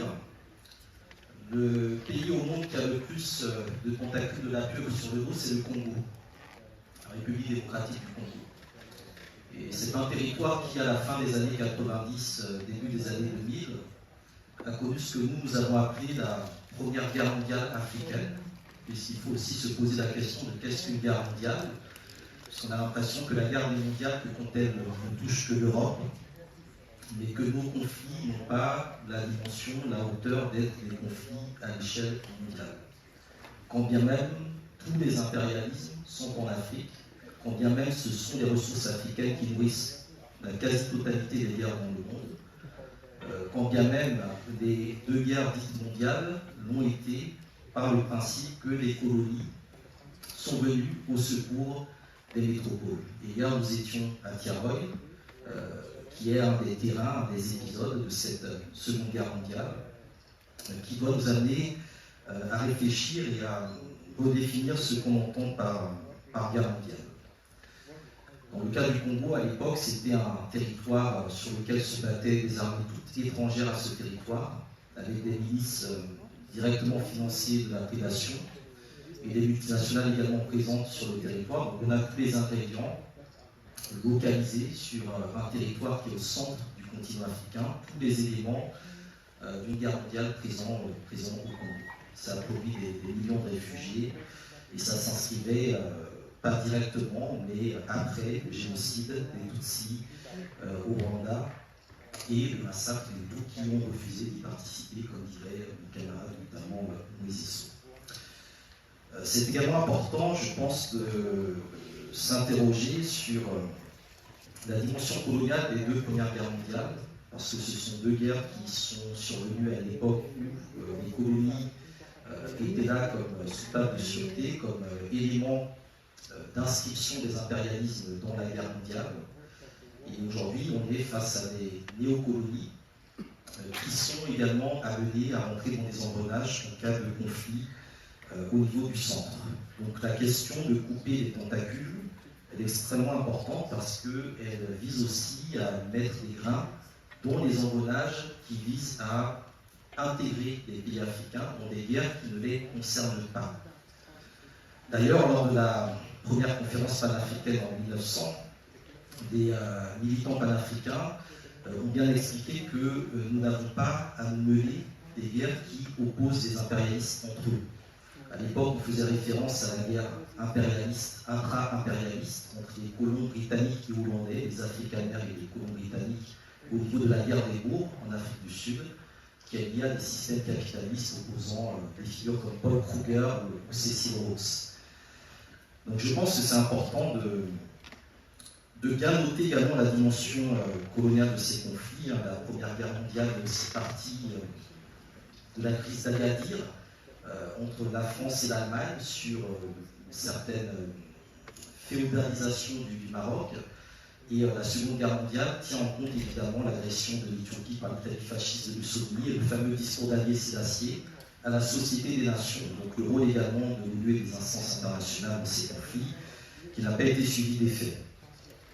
Donc ça, c'est un premier élément. Je pense que c'est important de bien comprendre que la question coloniale est au cœur des guerres mondiales, et tant qu'on ne règle pas la question du colonialisme, nous restons sous l'épée de Damoclès d'une guerre mondiale. C'est un premier élément. Le deuxième élément, c'est la nécessité de décoloniser le terrorisme. Je pense que c'est important de rappeler que le colonialisme est un terrorisme. La colonisation, c'est la fin des souverainetés africaines. L'Afrique a été souveraine avant d'être indépendante. Je pense qu'on oublie trop souvent.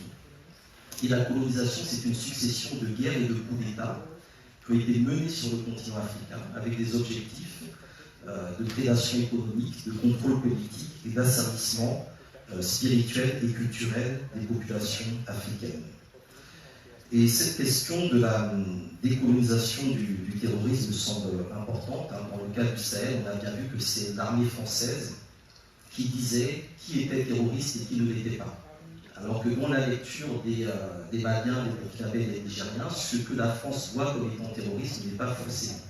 Parce que la France, elle, pense cette question par rapport à ses intérêts économiques, qui ne sont pas ceux, évidemment, des populations locales. Donc là aussi, dans la sémantique, c'est extrêmement important de poser la question de la décolonisation du terrorisme. Effectivement, je rejoins en partie les propos de Roland sur le fait qu'il est important de rappeler que dès la Seconde Guerre mondiale, il y avait des implications américaines dans le régime nazi. lorsque j'évoquais le veto américain à la proposition d'Haïti d'accueillir et de naturaliser des juifs, c'est quelque chose qu'il faut comprendre également dans ce sens-là. Un autre élément important, c'est la question des idées et la bataille idéologique. On a parlé de théorie, il faut évidemment poser la question de la philosophie. Les guerres fonctionnent sur des notions de propriété privée et de guerre de tous contre tous, ce qui renvoie à des philosophes comme John Locke et Hobbes, le concept de la guerre de tous contre tous, l'homme étant pour l'homme, etc. Ce sont des pensées qui rejoignent celle de Descartes, qui est à l'origine du modèle cartésien, le je pense donc je suis, qui suppose que puisque moi je pense et que je suis, d'autres ne pensent pas et ne sont pas, et donc leur vie ne valent rien et peuvent être éliminés. C'est comme ça qu'on a pensé le moi comme étant un objet de Dieu. À partir du moment où vous ne pensez pas, vous n'êtes pas. Donc la question de la pensée, de la liberté de penser, fait aussi partie de l'arsenal idéologique mis en place pour préparer des populations et des opinions à se soumettre à des intérêts qui vont contre leurs intérêts réels, donc à se soumettre au principe d'une guerre mondiale ou d'une guerre tout simplement de basse intensité, mais qui empêche finalement d'avancer. Donc la préparation idéologique à la guerre, elle est réelle, et nous devons nous appuyer sur notamment des philosophes de la même époque, comme Edward Leiden, qui a travaillé sur la question de la personnalité africaine, ou sur William Anton Amo, qui lui aussi a pensé un peu l'ontologie à partir de laquelle nous devons nous positionner. Alors ces guerres sont en réalité des guerres contre la paix, et elles vont reposer sur une forme de philanthro-capitalisme qui est de plus en plus développée, qui amène par exemple aujourd'hui la France à travers l'Agence française de développement à se positionner sur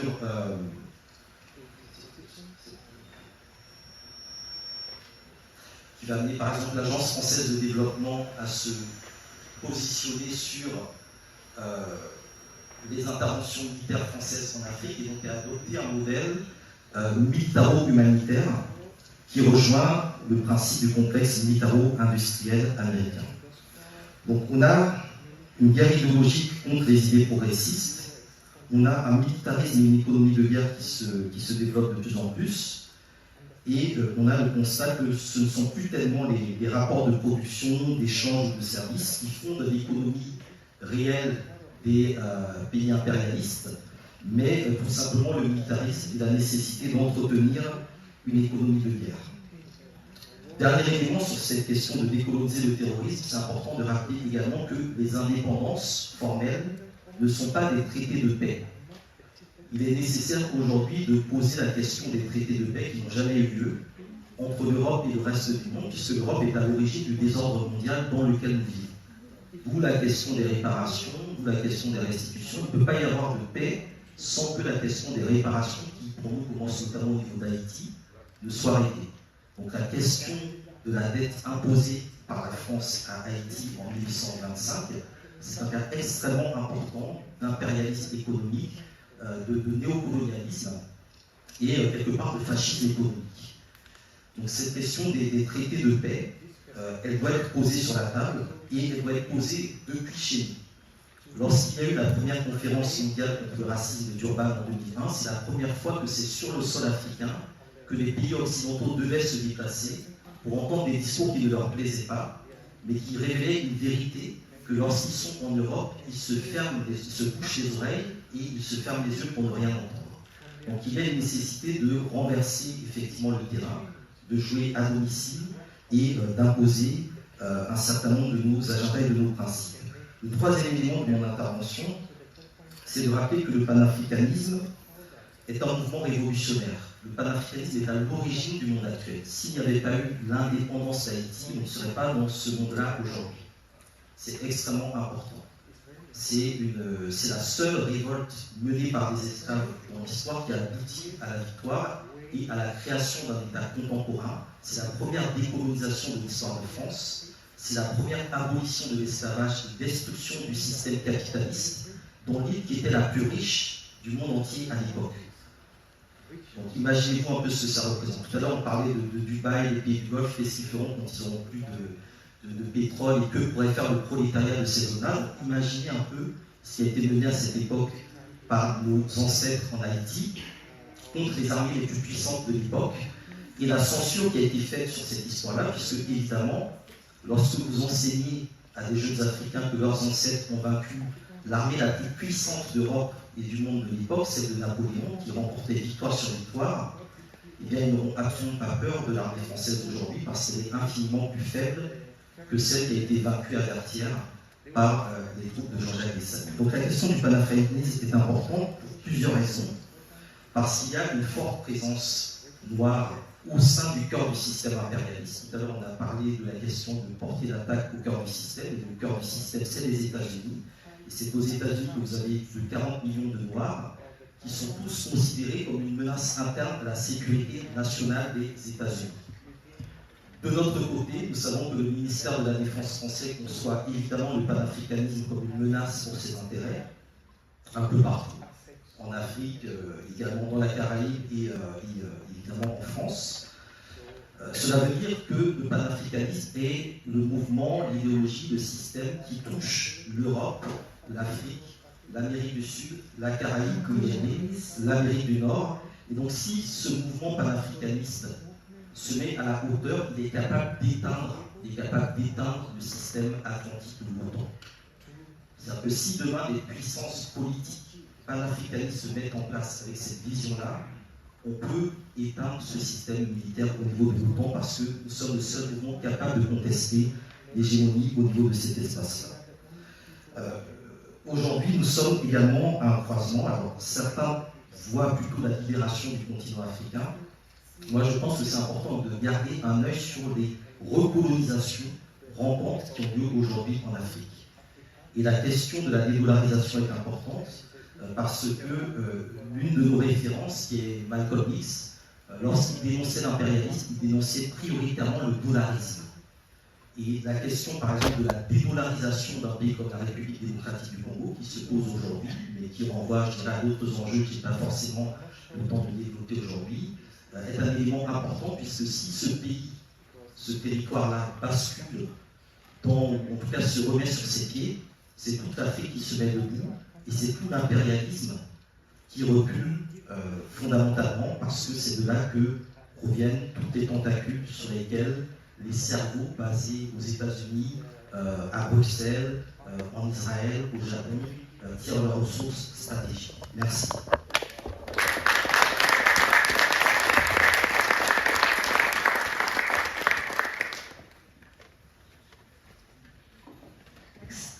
Next speaker is Stepan Joe, the organizer of the World Anti-Imperialist Platform. You can refer the Platform magazine, page 100.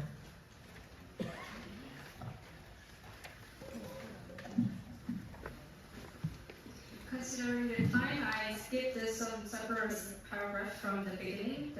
I will skip the 5 paragraph, and I will start from the last paragraph on the 100 pages.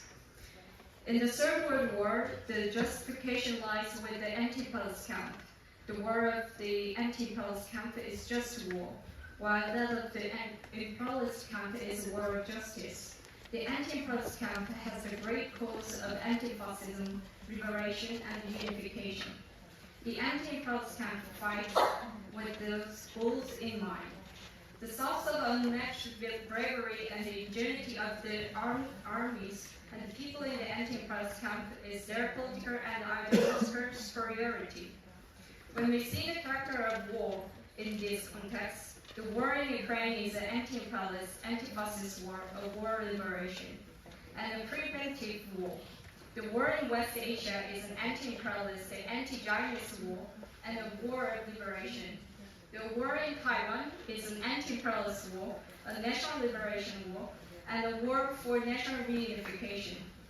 And the war in the RK is the anti-fascist, anti-imperialist war, or war of subjugation, and a civil war. The common character among these individual wars in the 3 main factors in that they are all anti-imperialist wars of liberation. The fact that the anti-fascist liberation and the reunification are just the causes is so evident that even consciousness intellectuals in imperialist countries cannot deny it. The main imperialist countries, including the US and Britain, have a history of joining the anti-fascist camp and fighting against fascism. And France has a history of being liberated from the occupation of fascist Germany. Although the side of justice does not raise winning wars over the great cause of history, it is undoubtedly one of the main factors that decisively inspires the enthusiasm of armies and the people, and the influence the wind and the rules of war. For the just and righteous side to win, there must be strengthened in terms of capabilities. The anti-imperialist camp has strengthened. The capabilities of the anti-imperialist camp are divided into leading and auxiliary forces according to the scientific revolutionary strategy. The leading force can describe it as national powers. Much like in Second World War, they consist of three countries, DPRK, China, and Russia. The commonality among the first three main countries is that they are all nuclear missile powers, armed with hydrogen bombs and hypersonic missiles. DPRK officially announced in 2017 that it had successfully tested hydrogen bomb for ICBM. So the development of the hydrogen bomb itself must have been completed much earlier. DPRK has developed various types of strategic and tactical hypersonic missiles and has deployed them in practice. Even it has the US Strategic Command is complaining that DPRK's missile development speed is too fast. There is no need to explain China's rapid nuclear missile development piece. Russia, as the world's acknowledged nuclear missile superpower, is in a similar position. What sets DPRK apart is its status as the most thorough socialist state. This plays a crucial role in determining the direction of the world will take after the final victory of the anti-imperialist camp. China, as a socialist state with Chinese characteristics, stands out in terms of economic and diplomatic power. Russia, as a country with a socialist legacy, has made particular contributions to strengthening the anti-imperialist military power of many nations within the anti-imperialist camp. Specifically, Russia has played an important role not only in providing military support to Iran, a focal point of the current situation, but also in helping several countries in the Sahel region expel the French imperialists and the US imperialist forces. If the Third World War were to escalate, it would inevitably lead to nuclear conflicts, making the nuclear war a deterrent of the anti-imperialist camp crucial in countering imperialist nuclear strikes. In this context, the three major powers hold a special role in the Third World War, where the use of tactical nuclear weapons is highly likely. Iran is a strong missile power. The axis of resistance, which share the same cause with Iran, is fiercely waging an anti-imperialist and anti-Zionist armed struggle in the West Asian theater. Although Iran and the axis of resistance are neither socialist state nor countries with a socialist legacy, they are one of the leading anti-imperialist forces engaged in a life and death armed struggle against imperialist and Zionist powers. They are waging fierce anti-imperialist armed and people struggle in various regions, including the Sahel region of Africa, Latin America. Latin America may not be engaged in full-scale war like West Asia or regional conflicts like Africa, but it is, in its essence, waging an anti-imperialist struggle without the sounds of gunfire. Where anti-imperialist armed struggles are being waged on a national or regional scale, not in full-scale wars that are not recognized as one of the three major factors of the Third World War. As a result, they cannot play a leading role, but it is important to note that the armed struggle, the main form of the anti-imperialist struggle, is being conducted. In short, the auxiliary anti-imperialist forces are those engaged in the world anti-imperialist popular struggle. This includes all forces except the major international powers that in the three main sectors are waging life and death armed struggles against imperialism with a missile and other means. These forces represent an overwhelming majority encompassing the vast majority of the world's population and the natural resources. These anti-imperialist leading and exonerated forces are the most powerful forces in the history of the anti-imperialist movement, and their unity has reached its highest level. For example, the June 19 DPRK Russia treaty that President Vladimir Putin directly signed with the chairman Kim Jong-un during his visit to DPRK this year is not only the strongest in the history of DPRK Russia treaties, but also far stronger than the US-RK Mutual Defense Treaty, the US-Japan Mutual Defense Treaty, or even the NATO Treaty. The more imperialist military aggression, economic sanctions, and resort to propaganda and fake, the stronger and the unity of the anti-imperialist forces grows in the three major factors as well as worldwide. In the leading anti-imperialist forces socialist countries from two of the three major countries, it is important to note that the DPRK stands out for its strict adherence to socialist ideology and the principles of the independence, self-reliance, and self-defense. That China and Russia remain formally united with the anti-imperialist camp. That the anti-imperialist armed struggle led by the axis of resistance, including Iran, is drawing the 2 billion strong Islamic population into the anti-imperialist front, and that anti-imperialist movements in Africa and Latin America continue to grow stronger. In war, not only strength but also strategy and equality important. Even with a superior military power, a purely military strategy can still lead to defeat. In the Second World War, the Soviet Union's victory was not only due to its justification and capacity, but also because it has a superior strategy. The reason why Georgy Zhukov is highly regarded as a great commander and hero is not only because he led victorious in numerous battles, but also because he developed a strategy that expanded entirely of the Second World War. The formation of the anti-imperialist camp's strategy is the combination of armed struggle and people's struggle. The former involves military force, while the latter is the basic methods of the resistance by the people. Given the scale of the World War, armed struggle inevitably becomes the main methods of anti-imperialist resistance. Even historically, in struggles for national or class liberation against imperialism, armed struggle has been main methods. Modern warfare is not only a high-tech war involving advanced weapons, but also a total war, where all nation forces are mobilized with the fate of nation at stake. This means it takes on the character of all people's war, where all available military force and the entire population participate in the war. In this context, it is important to highlight the All People's War declared by Supreme Leader of DPRK Kim Jong-un during his policy speech to Spring People's Assembly of DPRK on January 15, 2024. The All People's War is basic method of the struggle of the anti-imperialist camp. The imperialist camp has never adopted such a strategy. This is why the anti-imperialist camp holds an absolute advantage in its basic methods of the struggle of the anti-imperialist camp. Based on the methods of the All People's War, and the anti-imperialist camp has historically employed various tactics and operations to achieve a victory.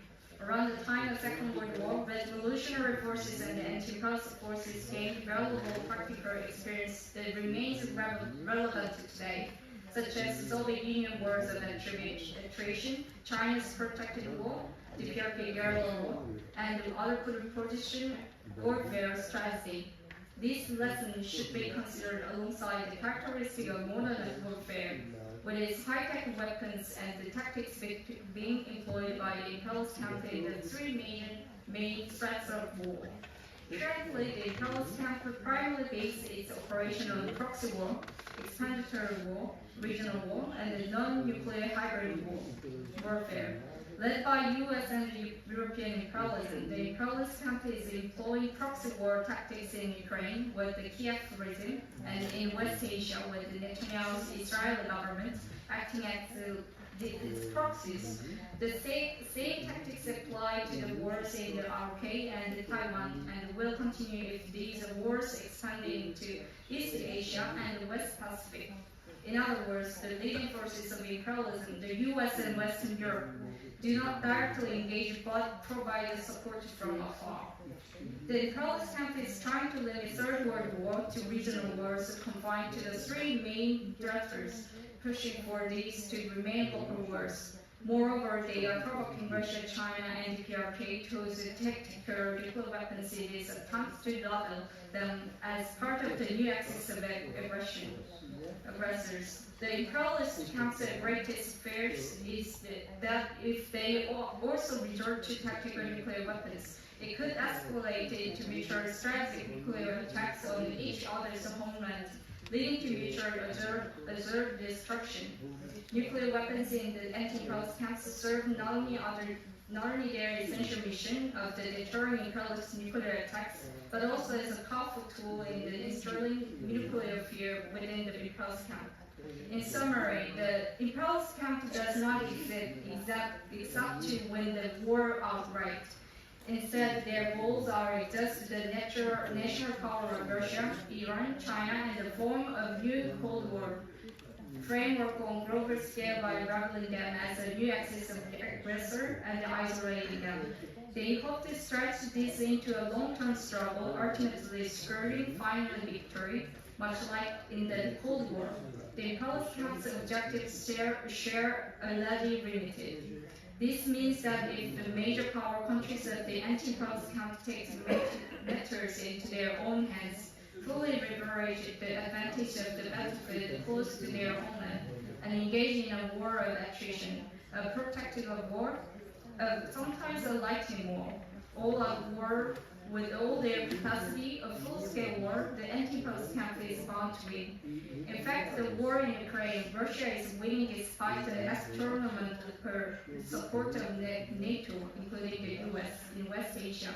Iran has proven that its ballistic missile can penetrate besides air defense and strike wherever it wants. And in East Asia and the Western Pacific, the US has only nuclear-armed countries faced with the three nuclear-armed countries, the PRK, China, and Russia. Here, the PRK and China are determined to give everything they have to win. Meanwhile, the other non-nuclear states that follow the US hold little significance in this war, where tactical nuclear weapons would be used. The anti-imperialist camp also holds overwhelming superiority in the war in East Asia and the Western Pacific, the main battlefield of the Third World War. The imperialist camp aims to win the war, even while losing battles, but defeating the particular battles is so decisive that it effectively means defeat in the war. The victory of Russia in Eastern Europe, the victory of Iran, and the axis of resistance in Western Asia, and the victory of the DPRK in China in East Asia, and the Western Pacific will defeat the imperialist powers on the respective battlefields, serving as turning points to fulfill long-cherished aspirations and achieve significant leaps forward in military, political, and economic aspects. Meanwhile, the imperialist camp will face fatal consequences, including collective withdrawals from NATO and the Eastern European Union, and collapse of the US dollar's hegemony, and the collective membership of countries in BRICS and the Shanghai Cooperation Organization. This will usher in a new period of history, marked by the rise of the national liberation revolutions worldwide and the reverse of taxation, transition towards socialist revolutions. We the people will inevitably win. Thank you.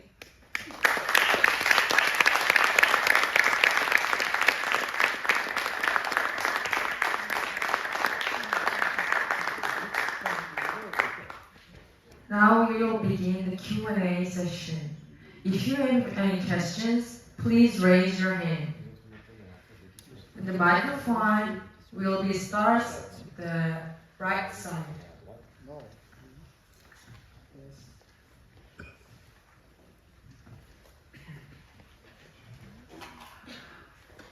When you do your question, please introduce yourself.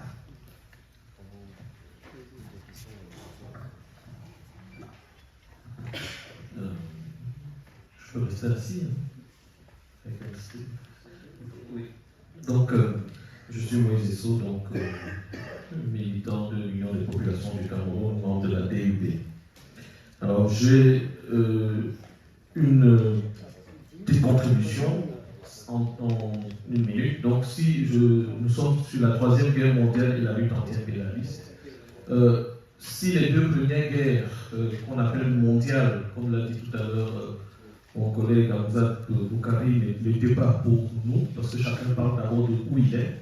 Il n'y a pas de nécessité que le référentiel ne soit que d'un seul sens, c'est toujours d'où chacun parle, qu'il est son référentiel. Si ces deux premières guerres n'en étaient pas pour nous des mondiales, même si elles ont impliqué quelques régions du monde, cette fois-ci, en effet, nous sommes dans une guerre mondiale. Et donc, on pourrait parler de la première guerre mondiale et de la lutte anti-impérialiste. Bon, on va dire troisième parce qu'il y a une convention que c'est une troisième. Pourquoi? Parce que en plus, cette guerre a déjà commencé au moment où nous parlons. On l'a dit tout à l'heure, elle a commencé sous différentes formes et dans différentes régions, la République démocratique du Congo, l'Amérique du Sud, avec la guerre qui est menée contre les pouvoirs populaires et bolivariens de la révolution bolivarienne en Amérique du Sud. Elle a commencé déjà en Ukraine, on a parlé tout à l'heure, et l'OTAN est un des outils de l'impérialisme pour la domination militaire du monde. Elle a commencé en Palestine depuis plusieurs décennies. Donc, nous ne sommes pas en train d'envisager quelque chose qui va arriver. Nous sommes en réalité en train de nous rendre compte qu'elle a déjà commencé et que c'est peut-être nous qui n'avions pas pris conscience qu'elle avait commencé.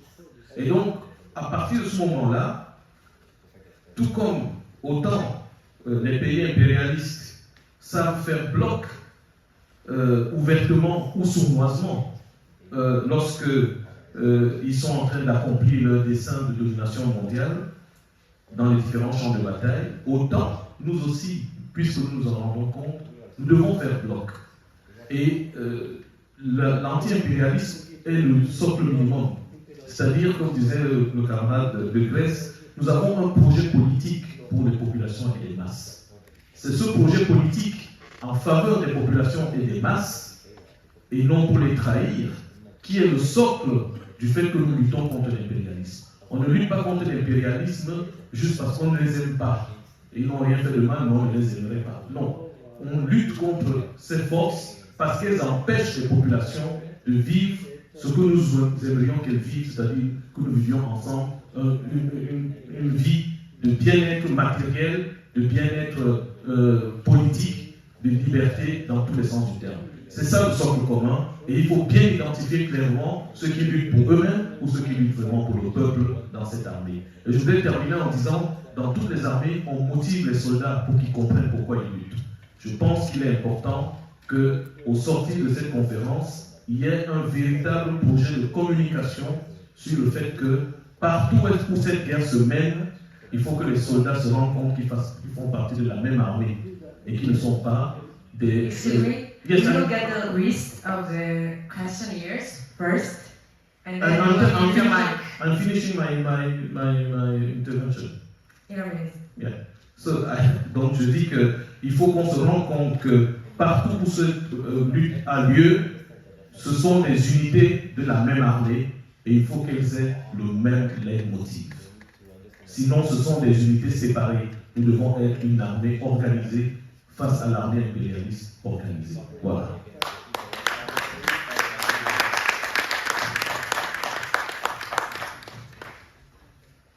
All right. Please raise your hand who has a question, and please introduce yourself from the right side.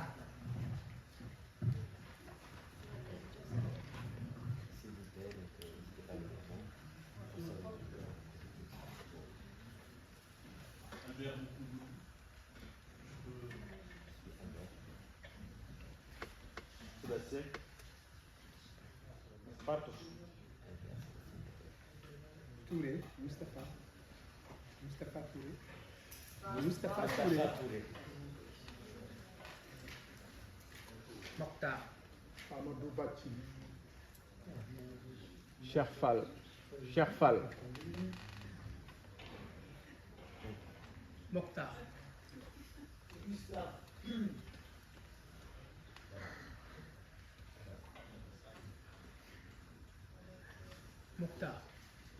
Mokhtar.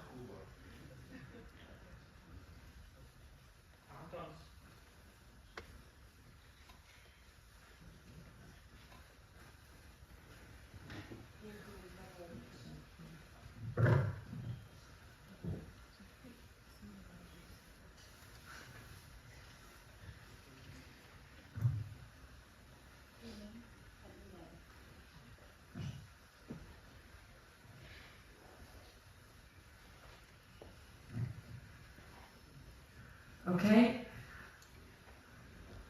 Now we get question from Avenue.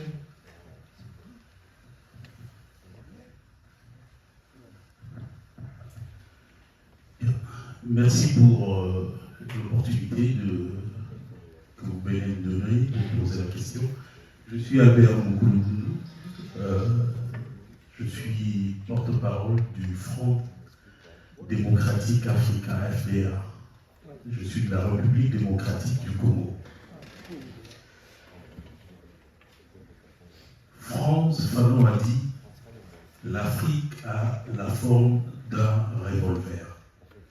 Et la gâchette de ce revolver se trouve en République démocratique du Congo. » Je rappelle aussi ici, puisqu'on parle de la guerre mondiale, que l'uranium qui a servi à la fabrication de la bombe atomique est venu de la République démocratique du Congo. Je vous informe que toutes les grandes puissances ont leur service de renseignement actuellement en République démocratique du Congo. Je vous informe que toutes les grandes puissances ont leur mainmise dans les mines de la République démocratique du Congo. Donc l'approvisionnement en matière stratégique pour la fabrication des armes, pour s'enrichir les voitures avec des batteries électriques, si je ne me trompe pas, ça vient de la République démocratique du Congo. Mais le contraste, c'est un peuple qui vit dans la misère. Et certains pays voisins sont utilisés par des grandes puissances pour faire la guerre au Congo, afin d'accéder aux minerais stratégiques de la République démocratique du Congo. Aujourd'hui, je n'ai pas voulu montrer les images, elles sont atroces. On a plus de 15 millions de morts, on n'en parle presque pas.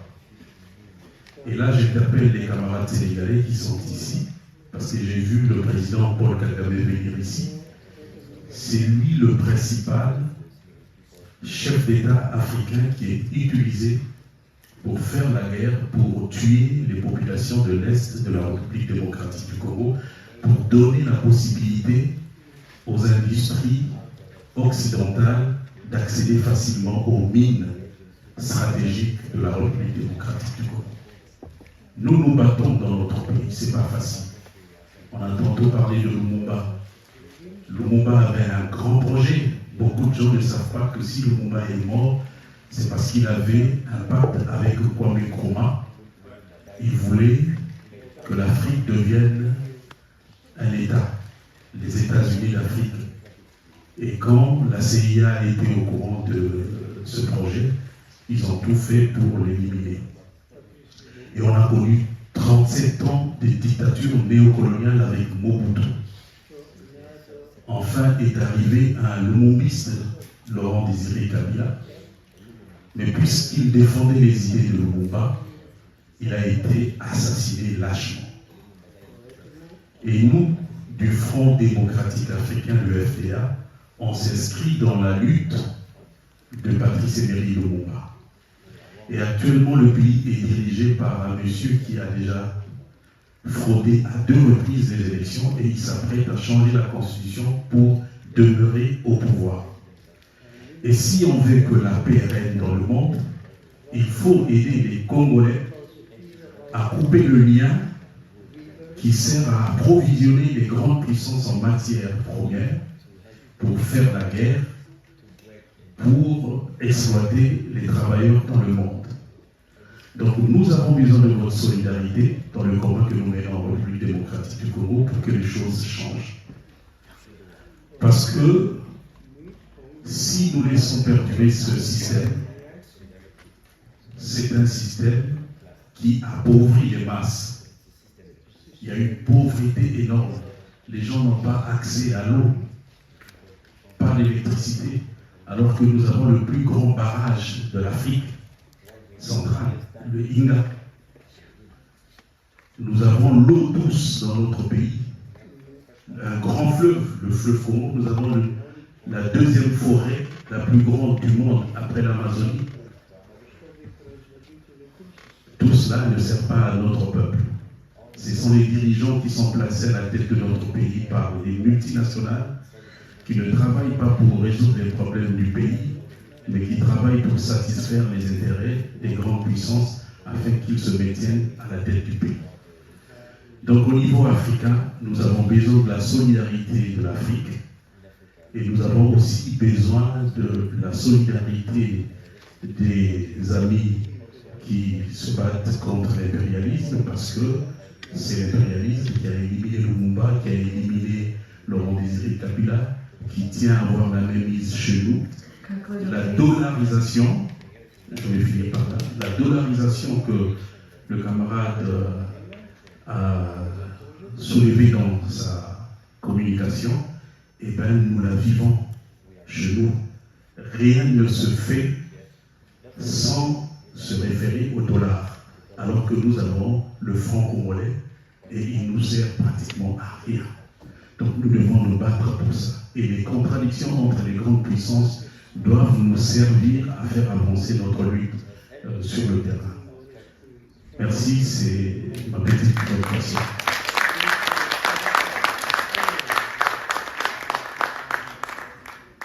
Next is Sebastian from Quebec.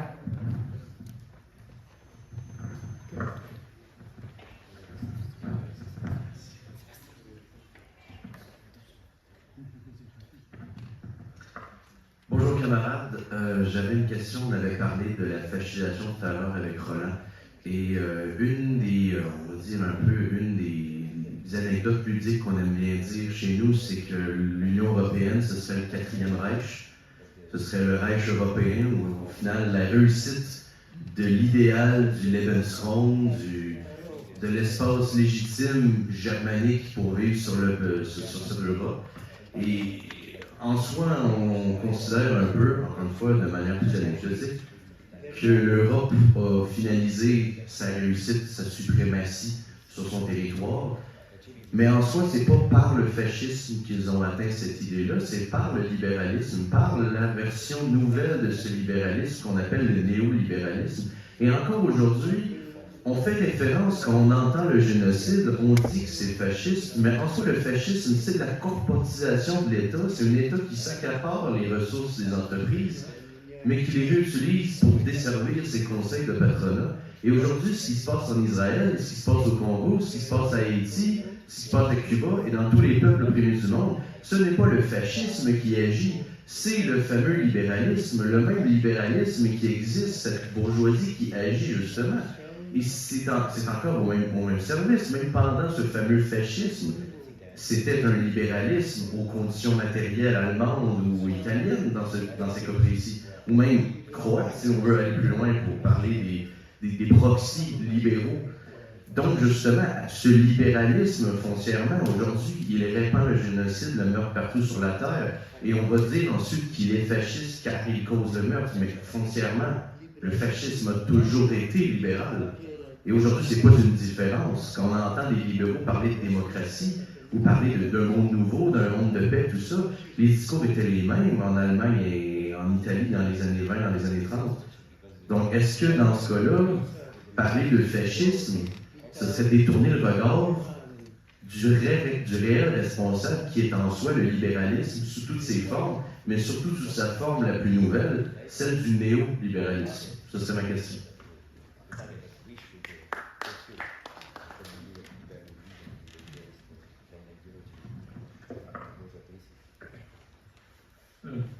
Comrades, my name is Bartosz. I come from Poland, from Eastern Europe, here. So first, I would like to express my great admiration here to the African Congress and to your struggles.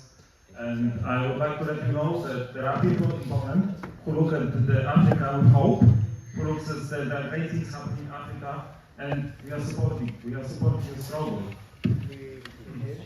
So, first, here I would like to make two small points. One point regarding theory, one point regarding practice. So regarding theory, there was lots of points being made, good points being made on the character of contemporary imperialism. But maybe we will benefit from publishing a pamphlet in which we put all these arguments together in order to have a clear ideological weapon against the nonsense theory that is being promoted in the communist movement about two imperialisms. If people are telling us that Russia is the same evil as the United States and the imperialist power, this is nonsense. Okay, we need ideological weapons to fight against that theory. And in terms of practice, I think we all agree that we need to act with the specific material conditions of our own countries. Yes, so our situation is also very, very specific. In Poland has been historically a springboard for aggression against Russia. So it was Napoleon who went through Poland when he invaded Russia in 1812. It was Hitler who went through Poland. And now Biden is doing the same thing, and the Western powers are doing the same thing. They were using Ukrainian people as a proxy in their aggressive war against Russia. And that's what's happening here. But this time, it's Polish bourgeoisie and Polish state is fully complicit with this criminal procedure. It is because it is criminal. And Polish bourgeoisie is benefiting materially from being involved in the aggressive plans of NATO, expansion of NATO to the east. And Polish people and Polish workers and Polish peasants are against the war and are against drawing Poland into the war against Russia.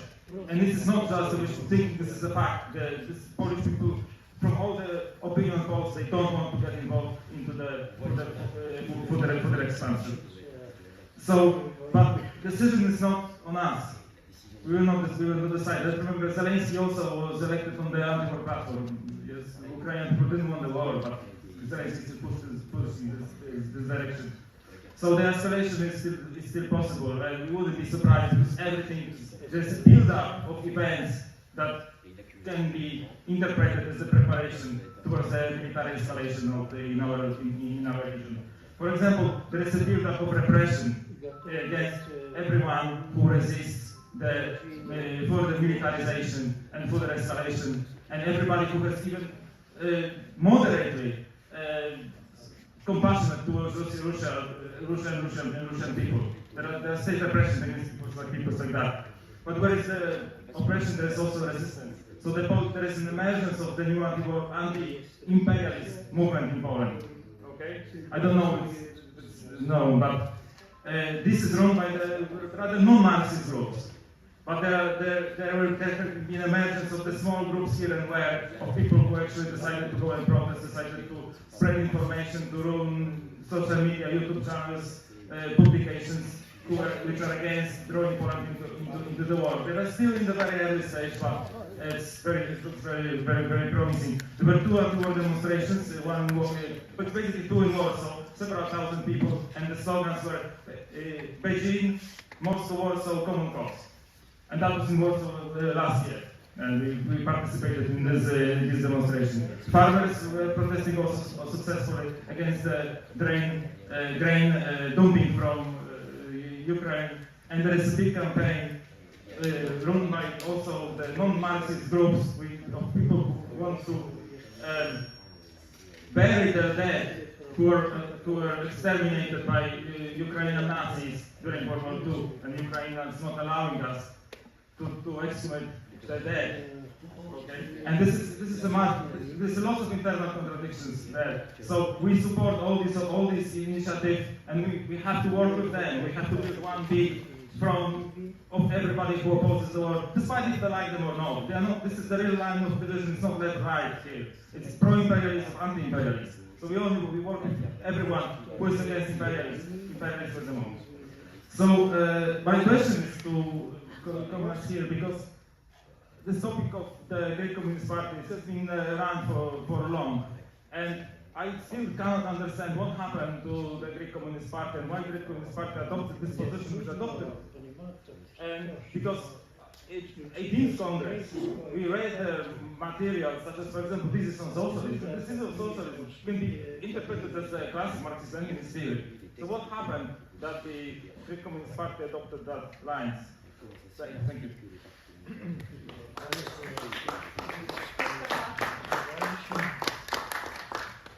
Bonjour tout le monde. Je voudrais d'abord nous réconcilier avec tout le monde. J'estime que si nous sommes là en train de parler de la Troisième Guerre mondiale, c'est parce que justement nous pensons que l'opportunisme du système capitaliste nous pousse justement à ce que nous réagissons, au contraire, que c'est réactionnaire, mais que nous prenons des mesures justement pour pouvoir effectivement sauver cette humanité. Je dis, il faut se réconcilier. Je pense que nous sommes tous ici réconciliés pour la simple raison que nous sommes venus pour défendre une même cause, pour une humanité une,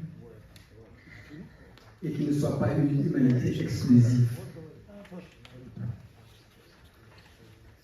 Je dirais le jeu, le moi haïssable dont parlait Kant.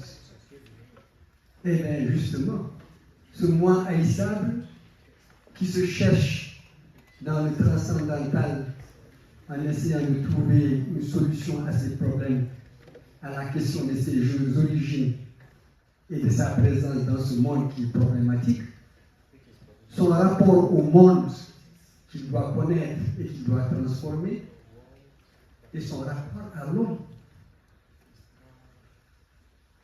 Et justement, comment faire l'unité de ce subjectif et de cet objectif.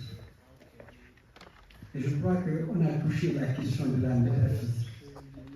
Et je pense que nous tous ici qui sommes ici, indépendamment de nos appartenances culturelles ou religieuses, je crois que nous partageons, nous avons un fond anthropologique. Parce que ce jeu haïssable, c'est ce qui empêche effectivement l'unité de cette humanité. L'humanisme chrétien, c'est se battre contre ce jeu, ce égo, que nous prenons chez les Asiatiques, une certaine pratique. Quand on combat le moi, c'est pour retrouver la nature dans sa totalité, parce qu'on sait que le jeu est source justement de problèmes qui nous empêchent de retrouver l'unité fondamentale. Et je crois qu'on retrouve ça aussi chez les Africains, effectivement, ce rapport aux ancêtres, cet attachement justement aux ancêtres, ce sens profond de la solidarité, de l'attachement, qui est d'ailleurs souvent même peut-être problématique, mais qui est toujours l'exigence d'une volonté d'unité. Et je crois, et c'est en cela que j'aime le marxisme, parce que le marxisme, c'est la laïcisation de tous ces discours. Et c'est pourquoi nous pouvons tous nous retrouver dans le marxisme. C'est faire l'unité du subjectif et de l'objectif qui a été au départ de la philosophie occidentale, puisque nous sommes dans le cadre de la civilisation occidentale. C'est cette réconciliation, c'est ce humain partagé en les deux qui cherche son autre dans la mythologie grecque. Et effectivement, ce que Marx a essayé de faire dans la laïcisation de son discours, c'est retrouver l'humanité, mais pas une humanité qui soit ancrée dans le transcendantal, qui oublie que l'homme aussi dans le monde qu'il doit le transformer pour le plaisir, pour le bonheur de toute l'humanité. Et je crois que c'est là où, effectivement, il sort de cette dialectique qui ne prend pas fin entre le subjectif et l'objectif, qui est une dialectique des célestes. Il la ramène sur Terre, effectivement, puisque nous vivons ensemble. C'est entre nous que les contradictions existent qu'il faut dépasser.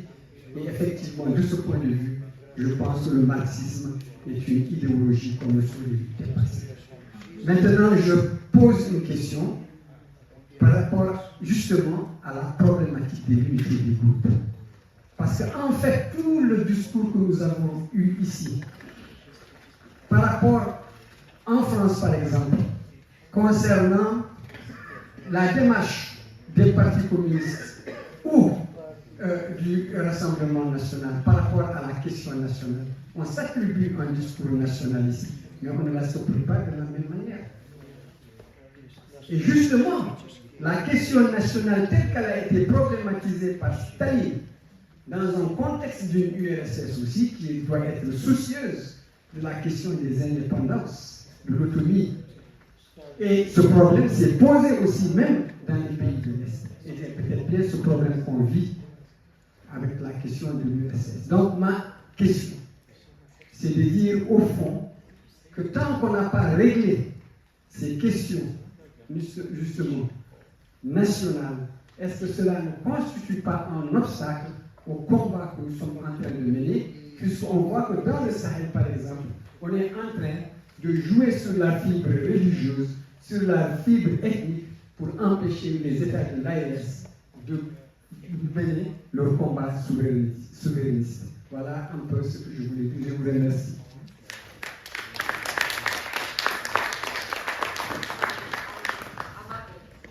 Monsieur Touré.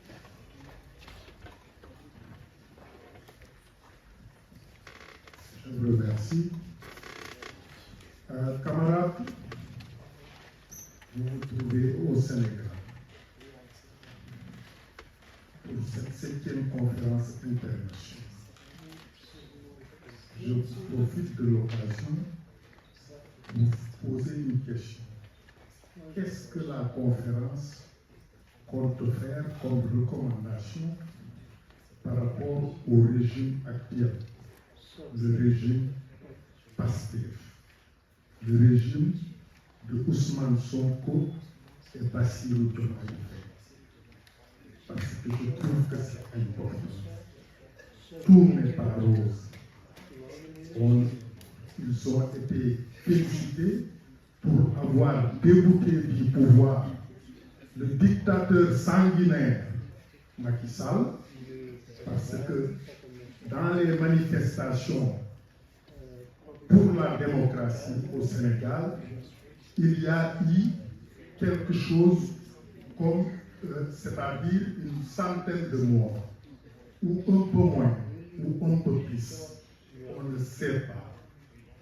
Est-ce qu'on fera le bilan de ça? Parce que Macky, avant de quitter le pouvoir, a fait voter une loi d'amnistie en catimini, je le répète toujours, frauduleusement, clandestinement, pour pouvoir s'échapper à la justice. Est-ce que le pouvoir actuel compte revenir sur ça? Parce qu'il y a un devoir de mémoire. Les parents qui ont perdu leurs enfants veulent savoir qui en est responsable. Qu'est-ce qui s'est passé réellement? La conférence a le devoir de faire une recommandation par rapport au pouvoir actuel au Sénégal. Sur cette question-là, on ne peut pas passer l'éponge sur ça. Oubliez. Non, ça ne doit pas se passer comme ça. C'est pourquoi, je vous le dis, c'est le seul moment où je ne pourrais pas accepter de continuer à cheminer avec ce pouvoir actuel, d'une certaine manière. Je le dis comme ça parce que je ne suis pas dans ce parti, mais je suis citoyen sénégalais, et les Sénégalais doivent savoir, ils veulent savoir, Ça, il faut jamais l'oublier. Donc, dans vos recommandations, je demande à la conférence de faire cela. C'est important, par devoir de mémoire. L'autre aspect, je fais partie peut-être des gens qui ont demandé au camarade Roland Diagne de faire un petit hommage à celui qu'on appelait Lat Dior Ngoné Latyr Diop. Cet homme, c'était un Damel du Cayor. Comme on le dit, le monde est vieux, mais l'avenir sort du passé. Lat Dior, c'est le héros national. Il a été déclaré ainsi, héros national du Sénégal. Et il est mort le 27 octobre 1886 à la bataille de Derklé contre les troupes françaises qui l'ont poursuivi partout parce qu'il refusait la domination coloniale. Celui-là mérite qu'on parle de lui. Ce n'était pas un damel bourgeois. C'était un combattant. Un combattant contre l'impérialisme. C'est pourquoi il mérite cela. Je vous remercie.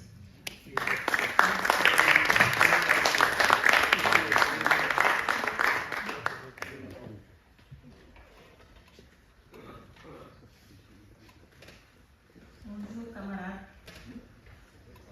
Je m'appelle Khadija,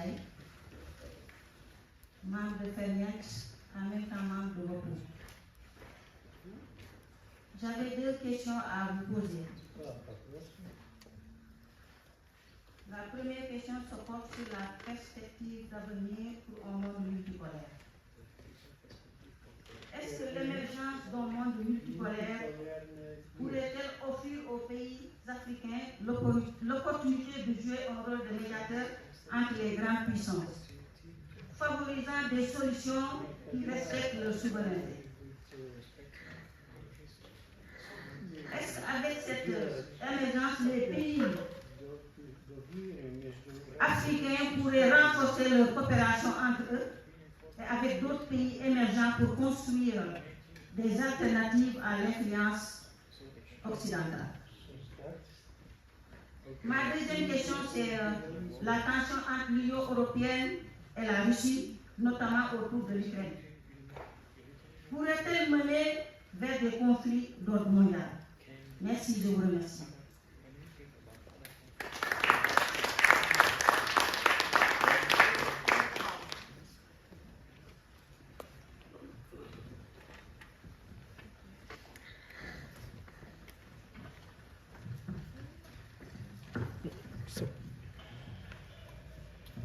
Alors, merci beaucoup de m'avoir donné la parole. C'est vrai que j'ai intervenu ce matin. C'est Mokhtar Ba, je suis de l'OJP.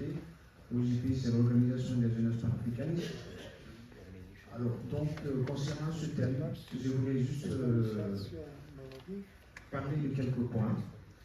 D'abord, moi, je considère que c'est pour nous qui ne sommes pas en phase avec les impérialistes, on peut considérer cette guerre comme une bataille, comme une guerre. Nous qui sommes, en tout cas, du côté de cette population vulnérable, si on peut l'appeler comme ça, on considère ça comme une bataille entre des personnes qui s'asseyent ou qui se retrouvent pour créer des armes de destruction massive à travers le monde. Alors, donc,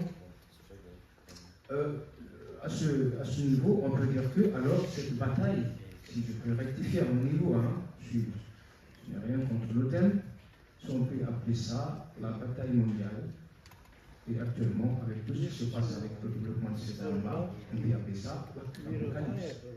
Et ce n'est pas souhaitable. Alors, la question se posée est de savoir comment serait le monde après cette bataille. Nous qui ne sommes pas en phase avec les impérialistes, c'est cette question qu'on va se poser. Alors, l'une des formes d'impérialisme, c'est la dépossession d'initiative. Vous savez, créer l'ignorance auprès des masses populaires, n'est-ce pas? On n'a pas accès à certaines formations, on n'a pas accès à certains niveaux de décision, parce qu'on pense que quand vous avez d'autres idées contraires, vous n'avez pas droit à certains postes de responsabilité, ou en tout cas à certains endroits de prise de décision. L'autre forme, c'est quoi? C'est désarmer certains pays. Voilà. Vous connaissez le cas du Japon et l'Allemagne en partie.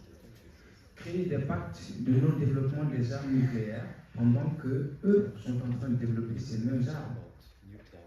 On se rappelle du cas de la Chine et même de la Corée du Nord et même de l'Iran, récemment avec Donald Trump quand il était au pouvoir l'année dernière. Alors, l'utilisation des religions pour toucher, surtout en Afrique, la sensibilité des belligérants afin de pousser les populations à s'entretuer. Surtout, cette question religieuse, elle est très utilisée par ces impérialistes, parce que c'est des questions très sensibles. Donc, ils passent par ça pour pousser les gens à s'entretuer, avoir des haines les uns contre les autres. Alors, ces guerres sont encouragées pour mieux tester et vendre. Généralement, ces populations tuées constituent des cobayes pour tester des armes. Et afin aussi de vendre ces armes-là. C'est en train d'être fabriqué, on va vendre ça. On ne s'en servira à rien si on ne crée pas des guerres pour, n'est-ce pas, les vendre. Alors, je termine très rapidement. Moi, je suis directeur du programme de l'Université citoyenne populaire et révolutionnaire, Samir Amin, créé par le Forum social sénégalais. Ça fait un moment que nous n'avons pas d'activité, parce qu'il n'y a pas d'accompagnement. Mais ce n'est pas d'accompagnement financier dont nous avons besoin. C'est une université populaire qui n'a même pas les locales. On fait des formations, des programmes, des formations pour la population. Donc, on peut se déployer partout au Sénégal, on peut se déployer partout en Afrique. Donc, c'est une université populaire. Il faut préparer des masses. C'est une proposition que je suis en train de faire. Préparer des masses populaires au post-troisième bataille mondiale, si on peut l'appeler comme ça, si on peut l'appeler troisième guerre mondiale, avec des initiatives comme celle-là, ces rencontres-là, échanges, éclairage de l'opinion, n'est-ce pas? La reconnexion du peuple avec ses valeurs authentiques, conscientiser les masses populaires afin de ne pas céder à la panique. Je termine par cette controvertie de Ramadan Fateba. C'est un traditionnaliste africain qui dit que quand on prend le cas de l'Afrique, l'histoire de l'Afrique s'écrit par les Africains et on peut créer une histoire pour l'Afrique. L'histoire du monde se fait parler par ces populations lambda que moi je considère, mais on peut quand même, ces impérialistes peuvent créer des histoires que eux, ils arrangent afin de dominer le plus. Merci beaucoup.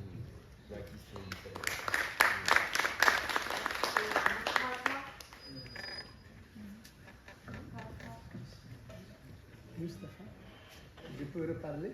Non, bon, je vais demander la parole. Bonjour, je m'appelle Cheikh Yann Fall, je suis membre du Koumbe international et du Festival international panafricain d'Engafor.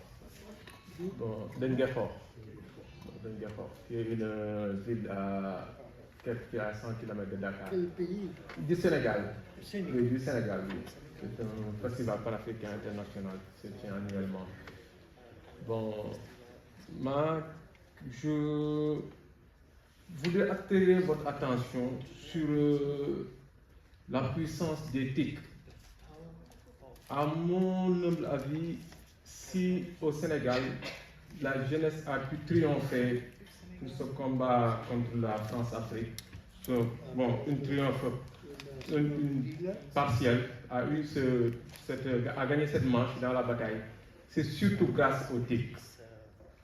Et je voudrais vraiment vous suggérer de bien prendre en compte les techniques, l'Internet, les nouvelles technologies. Et je voudrais vous suggérer de prendre en compte le déploiement de la stratégie de la conférence pour atteindre la jeunesse qui est le fer de lance, qui est de tous les combats progressistes que nous pourrions mener.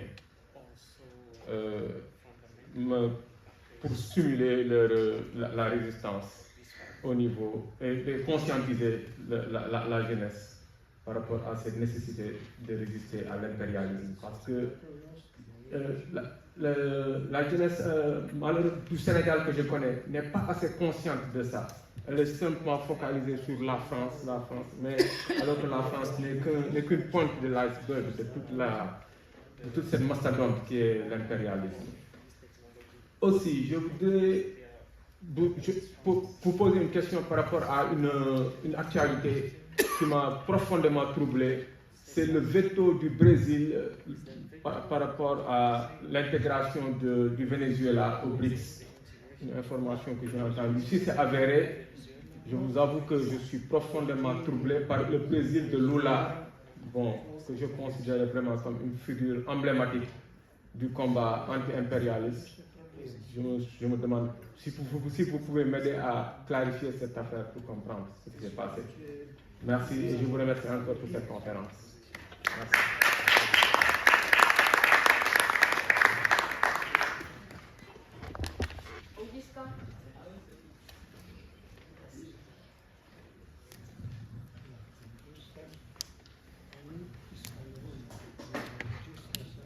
Oui, merci camarade. Alors moi ce que je voulais dire c'est que j'ai le sentiment qu'on fait comme si on risquait la Troisième Guerre mondiale.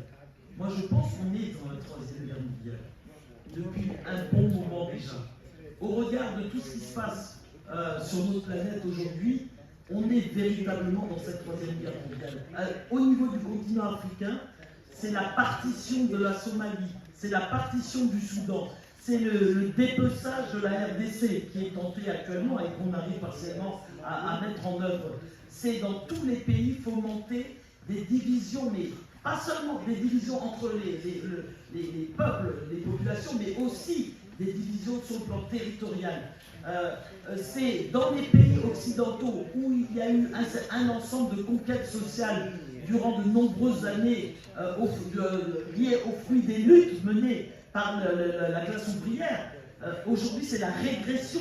On voit en Grèce la misère absolue qui s'est réinstallée. On voit, vous êtes dans les villes de Paris, des fois vous avez l'impression d'être, je sais pas, à Calcutta. Vous avez des mendiants partout, vous avez des gens qui dorment dans les rues, des enfants, des familles entières qui sont dans les rues. C'est la régression à rouleau compresseur qui est en train qui est mise à l'œuvre. Par conséquent, enfin, c'est sur le plan environnemental des monstruosités auxquelles on assiste et dont on veut faire porter le chapeau au peuple, aux populations. Et ça, tout ça pour toujours plus de profit à tous les prix. Et alors, évidemment, on peut passer à la phase supérieure qui est la guerre généralisée, bien évidemment. Mais déjà, ne sommes-nous pas dans la guerre? On est déjà dans la guerre. Et est-ce qu'il faut attendre qu'il n'y ait plus d'humanité pour dire qu'on est dans la guerre? Non, on est encore vivant. Certes, on subit beaucoup d'agressions, mais on est déjà dans la guerre. Donc moi, je veux relancer l'appel de ce matin que plusieurs camarades ont lancé. C'est-à-dire qu'il faut aussi que nous organisions plus que la riposte, bien sûr la riposte, mais l'offensive contre cette guerre, l'offensive contre ce rouleau compresseur impérialiste qui ne supporte pas qu'on reconstruise de l'humanité. Donc je pense qu'il faut vraiment que ce type de conférence serve à élaborer un véritable plan contre cette guerre, un plan de bataille très systématisé, et qu'on sorte, une fois qu'on a fait le constat, l'état des lieux, qu'on ajuste nos analyses, maintenant il faut qu'on se dise que à cette conférence, on passe à la phase supérieure, vraiment, et qu'on se trace des perspectives dans ce sens, avec des objectifs à court, à moyen et à long terme. Voilà ce que je voulais dire.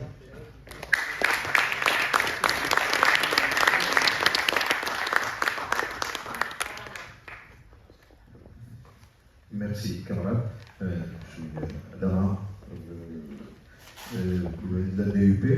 Je voulais juste dire que, en fait, nous sommes dans une guerre multiforme. Il ne faut pas qu'on oublie ça.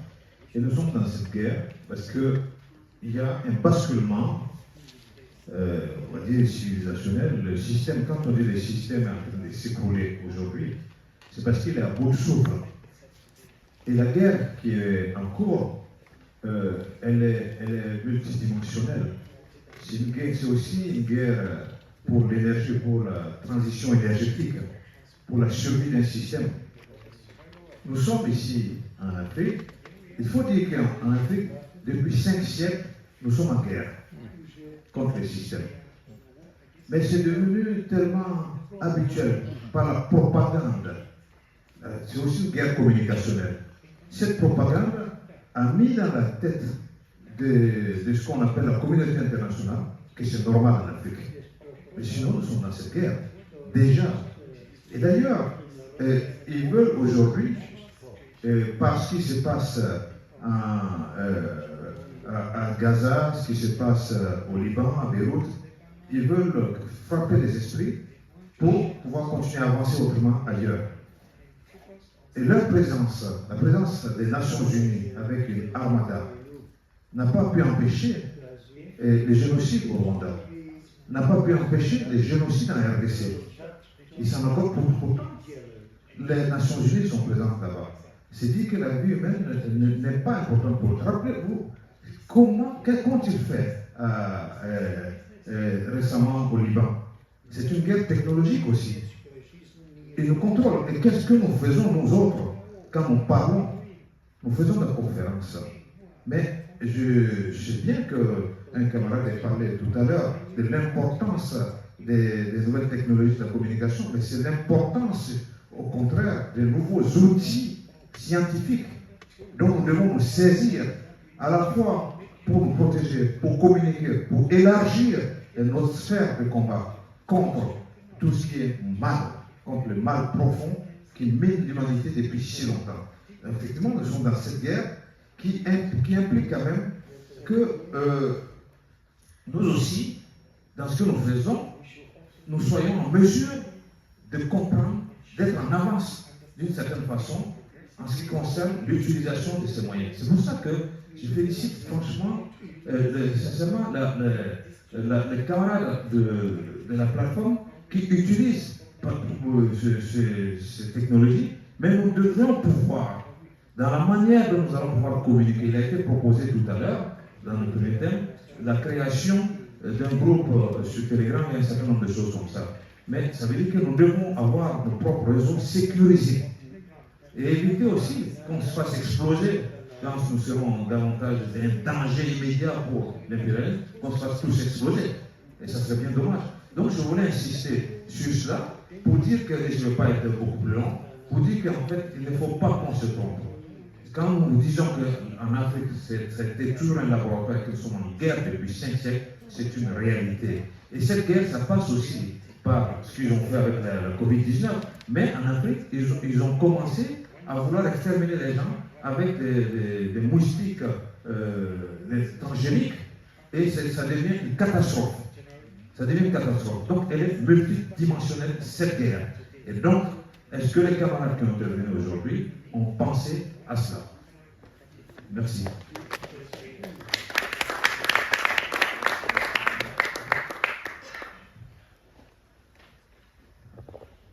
Thank you. I'm Anton from Europe. Just a couple of points that we have barely touched upon in those 2 days. First of all, I think a lot of colleagues that have already spoken about the deoccupation and decolonization have not mentioned that there are still regions and territories in Africa that are occupied, like Western Sahara, for example, occupied by Morocco. And it's recognized by NATO as a part of Morocco.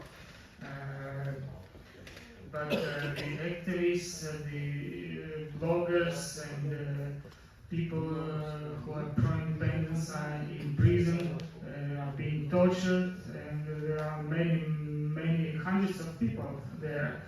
And it's ridiculous that the European Union continues sponsor the Moroccan state via subsidies. For example, the royal family of Morocco continues to receive hundreds of millions of euros every year as an agricultural producer. But there are other parts of the world, like French colonies in New Caledonia, that are still oppressed, and people are looking for the self-determination. Also the Socotra island of Yemen, which is just off the coast of Somalia and is occupied by the US, Israel, and Arab coalition. So another issue that we didn't actually spoke about is the colored revolutions of the 2010-2012 in North Africa. Unfortunately, we don't have anyone present here to hear the first-hand experience. So when we're talking about the revolutions and the protests, what kind of revolutions? The true ones or the colored revolutions organized by CIA and MI5? Is life better after those events in Northern Africa there? And one last thing, I was really surprised to hear from our colleague Augusta about the foreign aid from the socialist China and Soviet Union, because this is a subject that even in my country, which was a part of the Soviet Union, it's a totally forgotten subject. It's not only the Soviet Union or China, but for example, people in Angola are still living in the apartment buildings built by the East Germany, the German Democratic Republic. And there are many other objects of infrastructure, hospitals, schools built across Africa, sometimes for free. And it started not in the 60s, but right after the war, when the Soviet Union itself was almost totally destroyed. The European part was totally destroyed. So I think those are examples of true friendship and solidarity that we should study and take note of. Thank you. Next, please.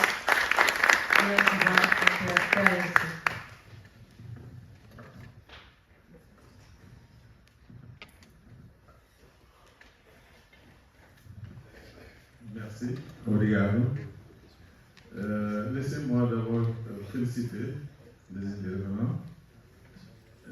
Mais je voudrais spécialement féliciter Romain, Hamza et Dimitri, parce que je vais parler un peu sur la théorie, la nécessité de la théorie, comme disait Américain Cabral.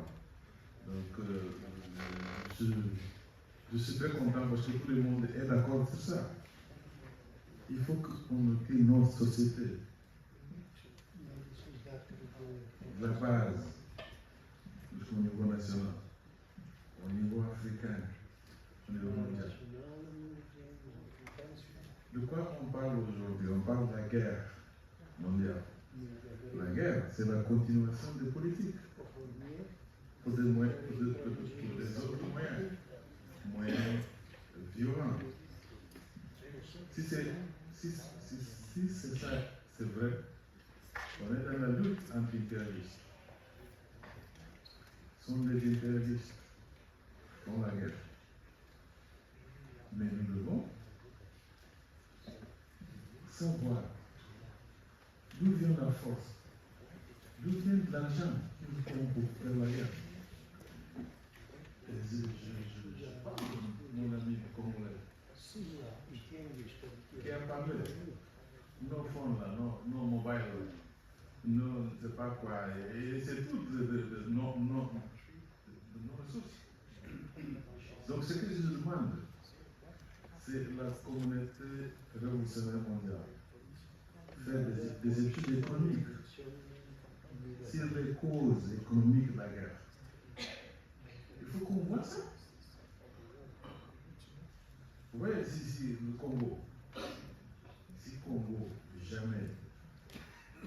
un État socialiste, il n'y aura pas de la guerre, parce qu'ils n'auront pas de moyens de faire la guerre. Ils n'auront pas de ressources. Donc, c'est pour demander, on fait des études spécialisées. C'est quoi ça va nous donner? C'est de la force d'argumentation et surtout c'est la force aussi de stopper l'exploitation. Tout court. Donc, merci pour cette réflexion. Je propose qu'on continue non seulement la réflexion, mais aussi pour permettre les jeunes s'organiser, partager les informations. Les jeunes africains, européens, américains, latino-américains, asiatiques. On a des moyens. Il faut que, comme disent les jeunes hommes, il faut les informations sécurisées aussi. Mais il faut que les jeunes commencent à réaliser qu'on est dans une même planète. Il est question des jeunes en Afrique, aux Amériques, en Asie, en Europe, c'est la même question. Il faut lutter et faire comme Amérique Cabral a fait et gagner la guerre contre les impérialistes. Merci beaucoup.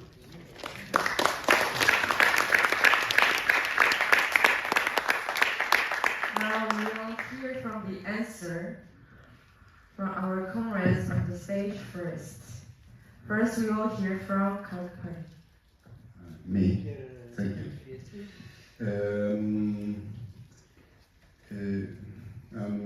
I want to talk about the three issues, that is the theory, the matter of nations, and the war.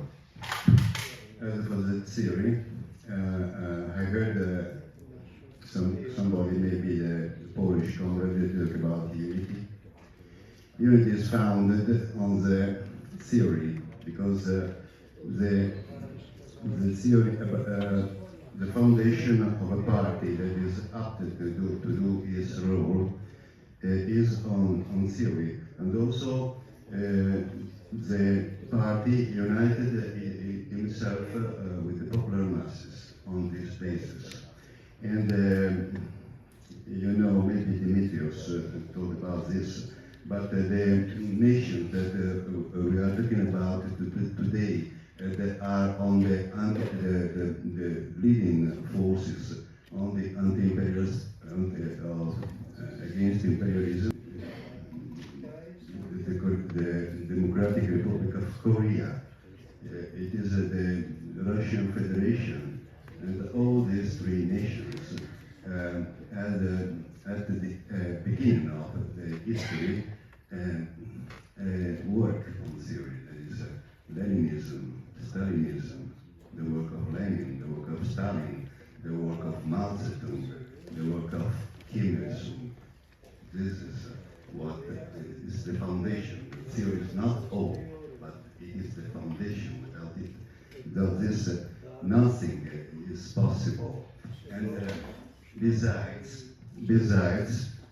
the revolutionary theory is the foundation of our strength, and on the theory the international communist movement must debate, because the international communist movement must be united against imperialism, must be united against repression, but must debate about the theory. I say that it is our strength because the theory is inaccessible to the enemy. Antonio Gramsci told that a theory is revolutionary only if the enemy is unable to understand it. The nation. About the nation, we think that everybody must make the revolution in his country. Imperialism oppresses the nations. The defense of the nation must not be left to fascists.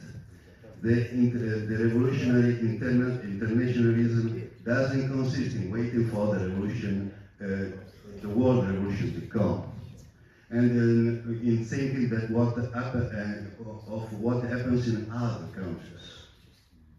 We tell you what we can say about Senegal, about Africa. It's the first time we come here. We do not know nothing about this. We must speak about Italy. We must fight in Italy. The imperialists, the Zionists, the Vatican, until making Italy a new socialist country. This is about the nation. About war. The division between the popular masses and in the people of one nation, that is to put masses against masses is war. To promote and direct the mobilization of the popular masses against the imperialist bourgeoisie is revolution. It exists since a long time, an undeclared war of the imperialist bourgeoisie against the popular masses that is carried out not by weapons, not only by weapons, also in Italy, also in the imperialist countries, also in the USA. Many people die that can be in a socialist. And to this, Conclusion, please. I'm concluding, yes. And to this, we must answer with a war that is directed with the Communist Party that must be clandestine. A people's war that will last until victory, and that is start with the accumulation of the forces, with conquering the heart and the mind of popular masses. Thank you. Next, we will hear from Turkish. This morning, I heard also a question about the technological advantage of capitalist and imperialist system, and now also I heard about that question. Of course, capitalist and imperialist system, we can call them bourgeoisie. Bourgeoisie has a power because of that they have everything, and also technology advantage and weapon advantage. And because of that they are in power, we are not. When we have any power and a weapon and technology advantage, then we will be in power. But I want to let you remember some revolution in Cuba and 1970 in Russia. They didn't have any technologic or weapon advantage. Fidel Castro began their resisting uprising with 12 comrades and 6 weapons. You can read that everywhere, that story. But they took the power in Cuba in 2 years. Look at Russia. In the beginning of the 1900s, Bolshevik Party didn't have anything. In the Congress of the Russian Resident, I said it, they didn't have nothing. But they saw the objective condition in that country. They said always the true thing to people in Russia because of they had the power.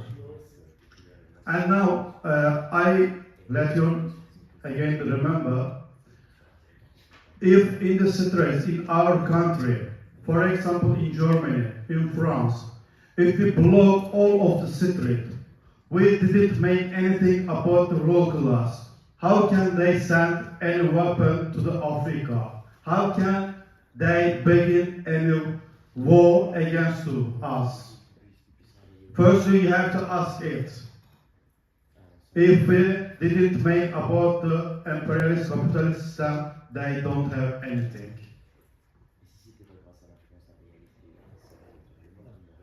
Another question, I think, from Stefan. the space of capitalist system. Actually, capitalist system doesn't have any face, so the liberalism of another thing. Only we can say what kind of condition standing the capitalist system. Sometimes the capitalist system cannot continue like this century. Because of that, they are begin to fascism. Like in Second World War, they didn't manage the people, working class anymore.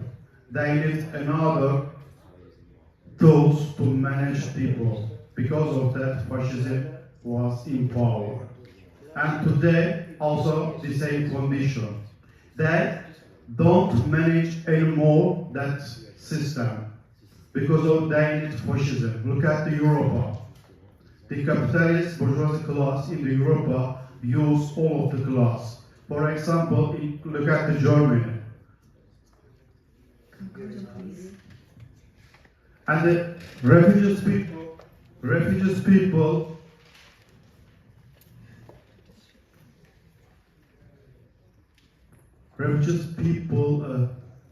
they are using us refugee people to take the power about the Writers' Party. In the last election in the Germany, also Holland, also another European country, Writers' Party is first party. We have to be careful. We have to be careful, and we have to begin our fight. Of course, the united working class, united communist movement is very necessary. But we have to know that we are responsible about the struggle in our country. It is a chain. We have to break that chain, and it's begin in our country. Thank you very much.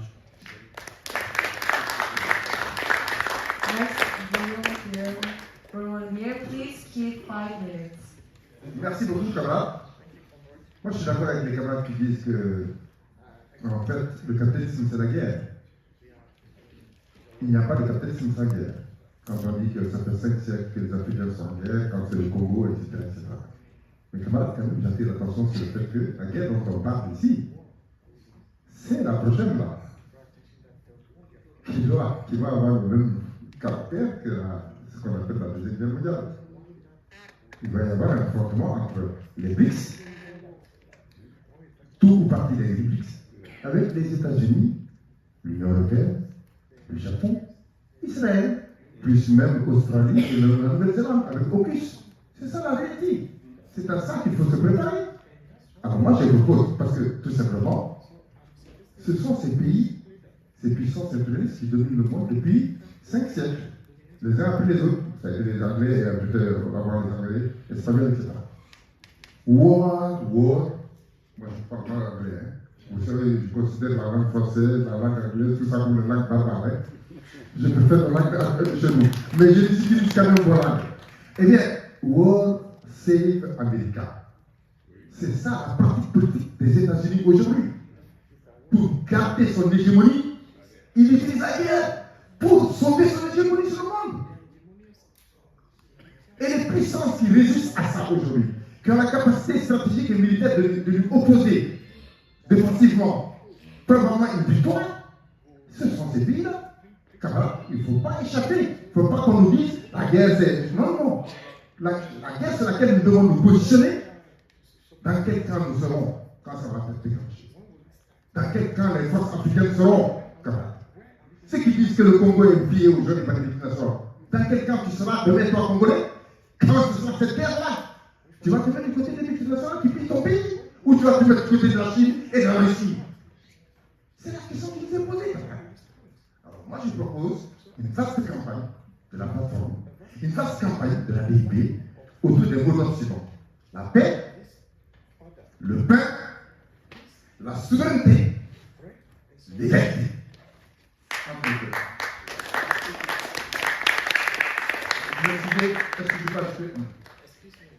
Deuxième mot que je vais acheter, c'est la question du jeune Québécois. Bertolt Brecht a dit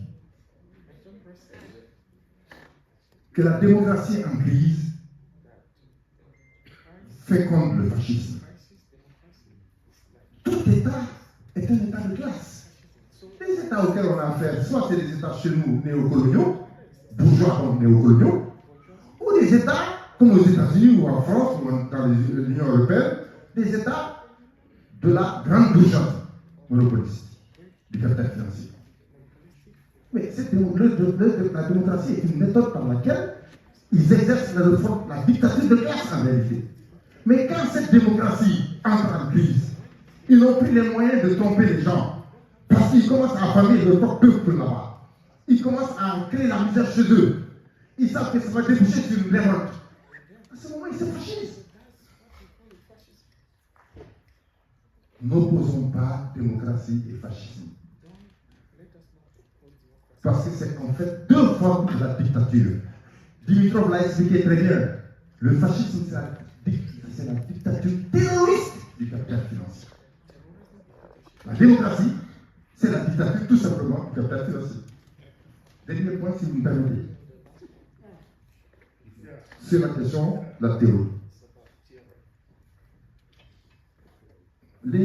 C'est Lénine qui a dit pas de mouvement révolutionnaire sans théorie révolutionnaire. Mais je vais apprendre à mes amis et camarades, effectivement communistes européens et asiatiques, que Amilcar Cabral a ajouté ceci. Si les révolutions sont possibles sans théorie, aucune révolution ne peut gagner sans théorie.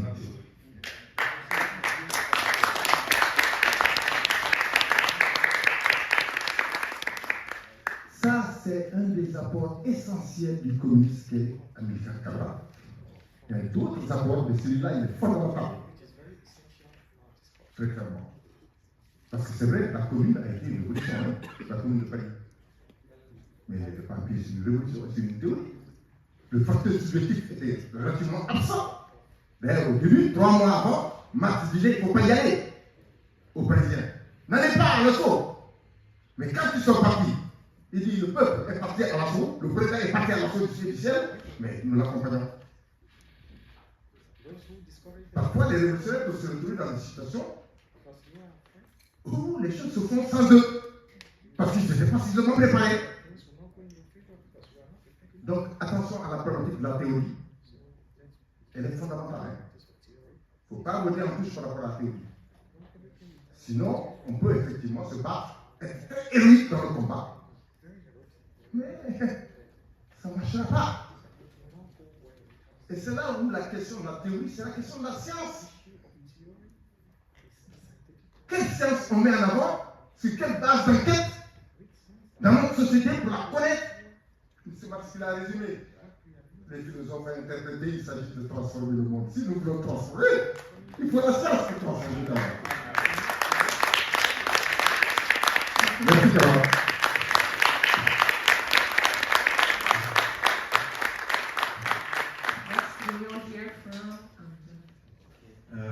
Bon, il y a beaucoup de choses qui ont déjà été dites, donc je pense qu'il y avait une réflexion sur la question de la formation, de l'université populaire et tous ces enjeux-là.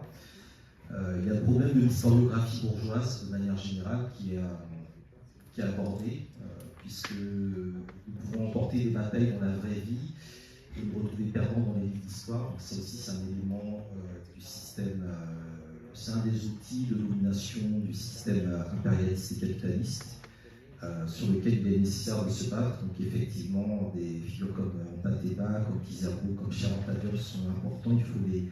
Il faut les mobiliser plus que jamais dans leur méthodologie. Je pense que ce qui nous manque aujourd'hui, c'est de travailler nos méthodologies et d'avoir des visions révolutionnaires claires et bien identifiées qui permettent vraiment d'aller dans des directions de manière irréversible. Charentadios disait qu'il fallait faire basculer l'Afrique sur la pente de son destin fédéral avec une dimension d'irréversibilité. Et ce vers quoi l'impérialisme nous entraîne, c'est justement vers un fossé, un vide irréversible et inéluctable. Donc je pense qu'il est important de travailler cette question-là. De rappeler aussi que le principe des guerres, il a pour but évidemment de détruire et de s'assurer que tout régime chargé de reconstruire sera le moins souverain possible. Plus un pays est détruit, plus le régime chargé de reconstruire n'est pas souverain. Et le point de départ de tout ça, c'est le plan Marshall. C'est la manière dont, au lendemain de la Seconde Guerre mondiale, les Américains ont utilisé le plan Marshall vis-à-vis notamment de l'Europe détruite, qui ont satellisé l'Europe. Et depuis, on a une reproduction finalement de ces mécanismes-là, puis le Japon, la Corée, etc., qui est de plus en plus sophistiquée et qui est l'une des jonctions entre le militarisme et la finance internationale. Un autre élément, on a évoqué effectivement les types, les nouvelles technologies, les nouveaux outils qui permettent aussi de poser la question de l'impérialisme dans les nouvelles relations spatiales, puisqu'aujourd'hui il n'y a plus besoin de se déplacer pour être quelque part, et d'aller aussi sur la question de l'intelligence artificielle et de la guerre des drones. Ce sont vraiment des enjeux sur lesquels nous sommes, je pense, très en retard, notamment en Afrique, et il va être urgent de se mettre au jour. Nous sommes des banques et des réserves de données, donc là aussi je pense qu'il y a vraiment un enjeu éthique qui se pose, et une reproduction de l'asymétrie sur le plan technologique. C'est la technologie qui a mis l'Afrique sous la domination militaire autour du 15e, 16e siècle. Donc pour moi, la question de la technologie, elle est très sous-estimée. Elle nécessite vraiment d'être davantage abordée. Il y a eu également une référence aux enjeux de métaphysique. Alors nous, on utilise le concept de Ubuntu, je suis parce que tu es, parce que nous sommes, dans l'idée que nous sommes des sociétés qui ne fonctionnent pas sur le principe de l'exploitation de l'homme par l'homme, de l'exploitation de la nature par l'homme, c'est un principe capitaliste, et qui, du fait que nous ne fonctionnons pas initialement sur ce modèle de la propriété privée, de l'accaparement, la notion de lutte des classes ou de lutte de l'homme contre l'homme au final n'est pas forcément si naturelle que ça. Et donc l'un des enjeux, c'est comment justement on trouve une alternative à des contradictions, à des oppositions qui ne correspondent pas nécessairement à notre historicité, qui doivent tenir compte du fait que pendant plusieurs siècles, c'est le fait d'être noir qui était vu comme étant le fait de représenter du capital économique dans le monde. C'est-à-dire que nous étions, en tant qu'être humain, une valeur d'échange, une monnaie. Et je pense que c'est quelque chose qui doit nous amener à avoir une autre éthique du jeu haïssable, qui est effectivement le rejet de l'individualisme capitaliste et néolibéral. La question de l'individualisme, elle est centrale. Elle concerne nos sociétés, qui sont vues comme des sociétés d'accueil, des sociétés d'hospitalité, nos modèles familiaux, qui ne sont pas effectivement les modèles occidentaux classiques, dans le sens où on s'inscrit dans le lignage. Donc les ancêtres, ceux qui sont morts font partie de la famille, et ceux qui sont à naître en font également partie. Ce qui nous amène à développer une autre lecture de la survie de l'humanité, de l'environnement, etc., qui doit être également posée sur la table pour reconstruire ce monde une fois que l'apocalypse aura eu lieu, parce qu'il faudra le reconstruire, et nous serons probablement les premiers chargés de reconstruire. Voilà.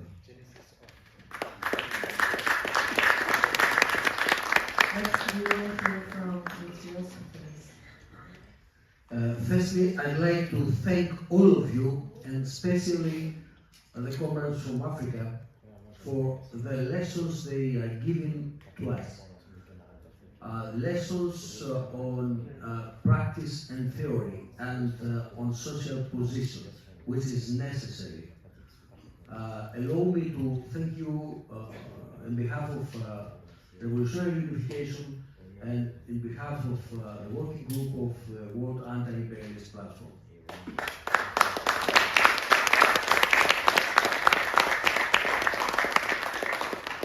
Secondly, I was talking about anti-imperialism, not against anti-imperialism. We are the World Anti-Imperialist Platform.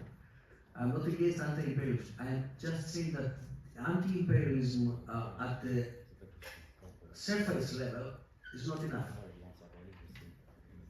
And according to our goals, Anti-imperialism is the main goal, the coordination and the organization of anti-imperialist forces together with socialist forces. Second is to fight against opportunism, and third is to reorganize theoretically, practically, at the level of organization, also the communist movement all over the world, to play its role in the anti-imperialist movement. So I think it's clear. Then, allow me to tell you that not every union and unification is good.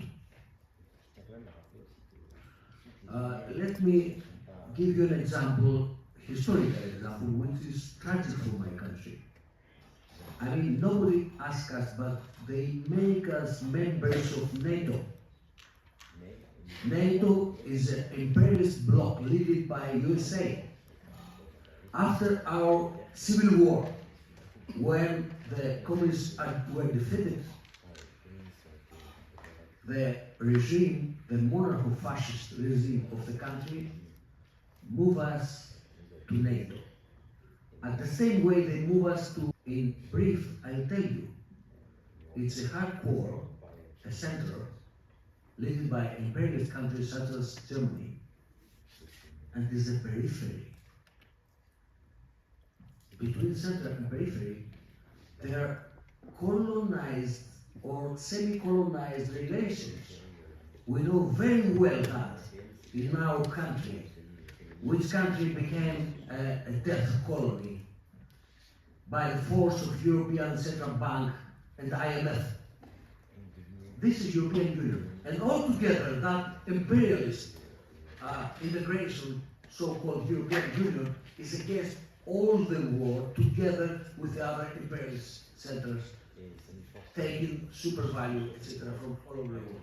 So not every union is good. I suppose, and not any form of African union is good. Okay, imperialism is trying to make something like a union, even in Africa. The other issue I'd like to mention is about so-called multipolarity. I suggest you my article, I don't remember exactly the number of the issue of our theoretical journal platform, number 4, number 5, about multipolarity and anti-imperialism. In brief, multipolarity is a step. Multipolarity don't exist in any complicated system, and the most complicated system is society all over the world. Multipolarity is a step to something, to another bipolarity, and to the real unification of humanity, the revolutionary form of unification according to socialist communism. Our organization is named Revolutionary Unification because of that. And let me answer to the last question I mentioned, because the questions are too many, and I suggest you to have a look at our materials in our theoretical journal, and we are open to discussion. The last one is, what will be with the world after that war? It depends on us, dear comrades and friends. The main question is, will the humanity exist after that war? We have more than 15,000 nuclear weapons all over the world. The official, over 15,000. It's enough to destroy any form of life on the planet. Somebody is talking about the tactical nuclear weapons as if it's something common. Who can guarantee that after the beginning of tactical nuclears will not activate it? The automatic systems of answering with strategic one at all the levels.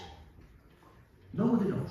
We know that during the Second World War, after the First World War, we had an arsenal of chemical and biological, bacteriological weapons which were not used only for execution of people at the Nazi Germany in jail, okay? But USA used 2 atom bombs in Japan. We can hope that in that war we can avoid the mass destruction. But hope is not enough. It depends on us. And I'm afraid, dear comrades, because according to the results of the Ukrainian theater of operations, war operations, of course, we have a tendency of defeating nowadays so-called Ukraine proxy NATO army. But who knows? If the Russian bourgeoisie will continue fighting in such tense... Conclusion. That's conclusion. Maybe it will take several years, maybe a decade.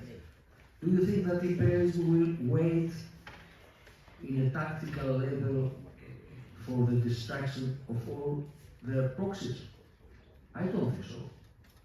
So it's up to us, it's up to the movement, it's up to the movement at all the levels, the results of that war and the life of humanity, even the life of humanity. Thank you.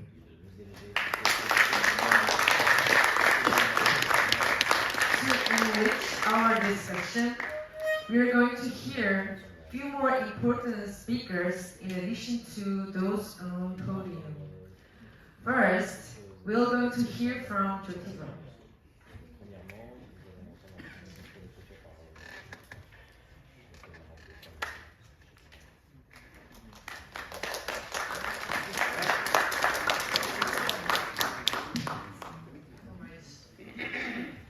I don't have a huge amount more to say to you. I've been really listening and doing my best to understand and take on board many lessons from the experience of people in this continent and how it relates to the struggles of the rest of us in other parts of the world.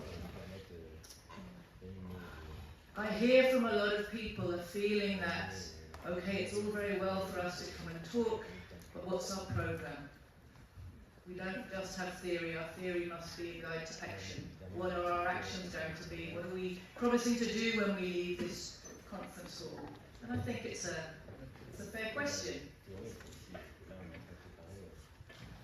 There isn't an easy template to say, this is what everybody is going to go and do.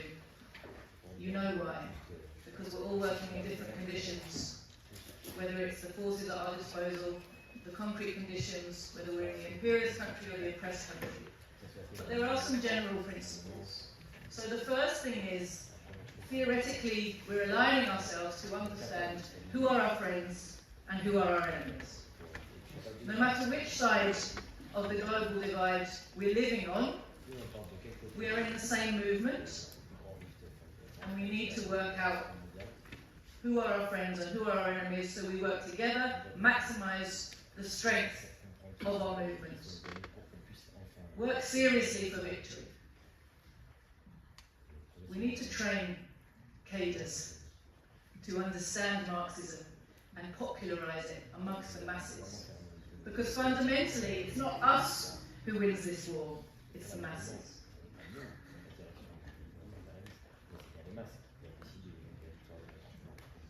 As a popular platform of demands to bring people towards us who will be ready to be trained and to connect ourselves with a wider movement, I think we can't do better than go back to the programme of action that was laid out in the platform's founding declaration on non-cooperation. Because it's a weapon for teaching the workers about the power that lies in their lap and which they have been taught not to recognise. In the end, it is not the imperialists who fight their wars, it is workers. It is workers who make the weapons. It is workers who move the weapons. It is workers who use the weapons. It is even workers who create the media that lies and fools the people into supporting the wars which are against their interests. In every sector of society, in almost every country, there are people who are helping the imperialist war effort. We can't merely appeal to the individual conscience of these people. It doesn't work, and it's not effective. Somebody can protest and lose their job, they're replaced, the war carries on. Our job is to popularize the understanding amongst the masses that if they use their collective power, there's nothing the ruling class can do. You can't sack everybody.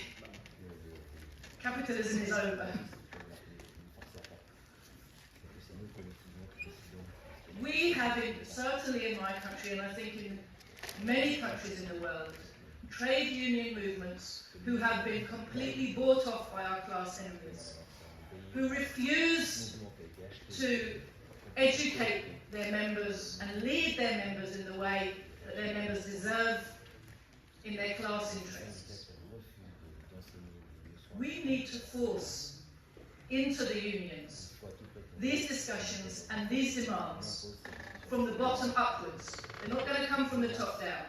They're going to come from the streets into the unions and up.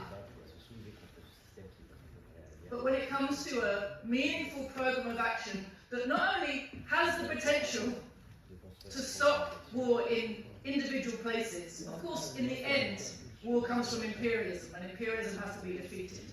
But through this kind of a program, you're not only trying to stop parts of the war in different places, you're also developing the consciousness, which is what the working class needs to actually become a motive force in history. That it has power, that it can use it, and once it starts to use it and gets experience of what that feels like, then it starts to realise that it is the ruling class in waiting. Thank you. Next, we will hear from Dakar from Kenya.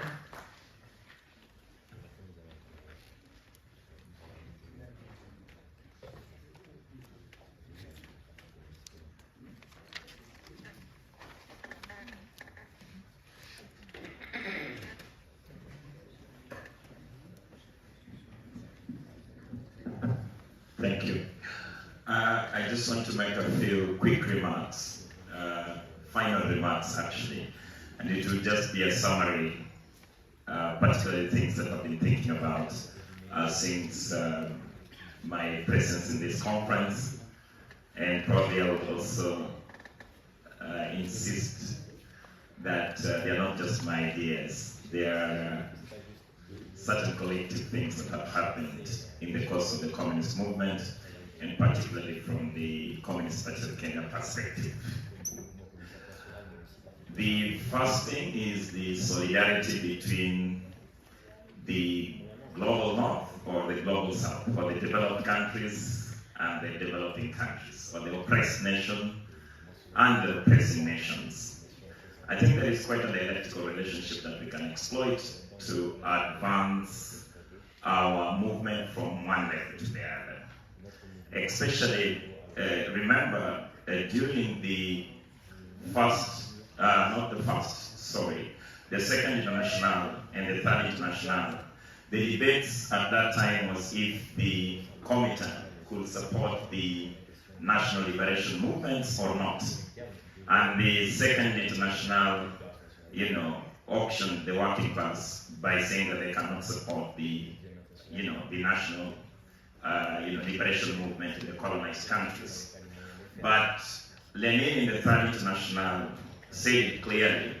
He was not supporting the liberation movement because he was a good man, but it was the conditions at that time that it means that the super profits that were being made by the British, the colonial British, were actually being used to bribe the British working class, and that is not helping them to actually advance the proletariat movement within the British Empire.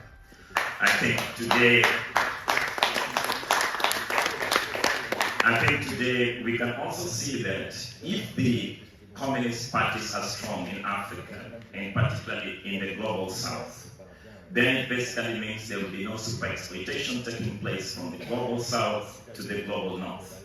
And it will give the movement, the communist movement, particularly in the belly of the beast, to be also be able to organize themselves.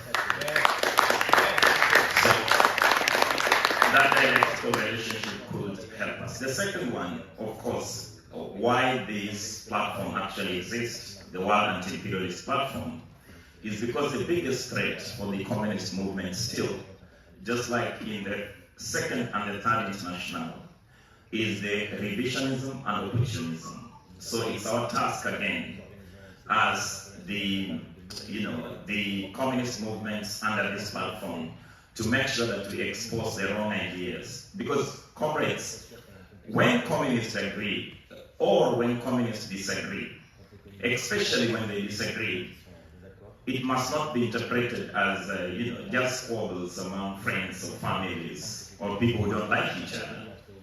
It must be looked at even in a much deeper way.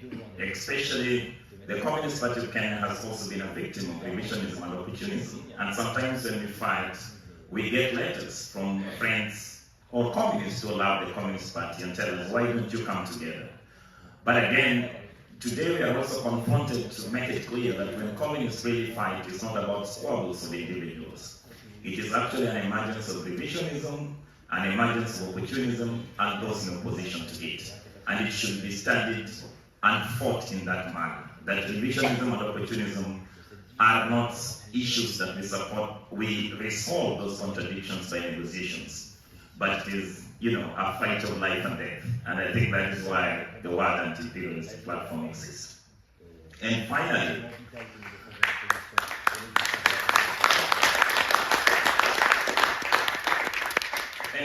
comrades, I think it's our understanding of the imperialism and war, which I think these theoretical seminars are useful in terms of, sharing how we understand theoretically and the praxis that comes after our theoretical analysis of the world imperialist wars. Because this is also one of the issues at the center of the division of the left, the global left.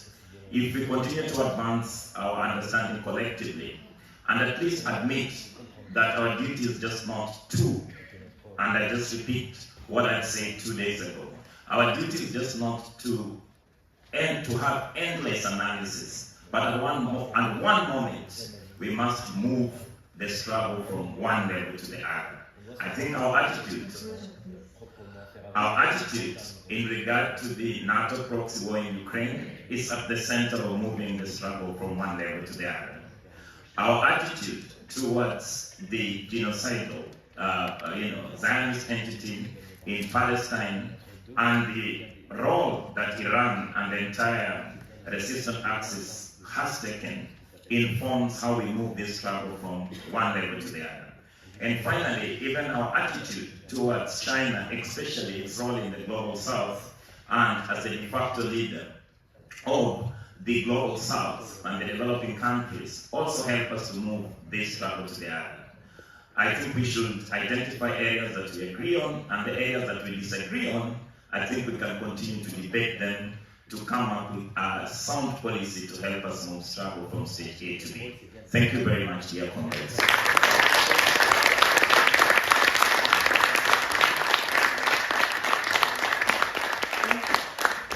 We will hear from the organization in Senegal, FOHA. Suleiman.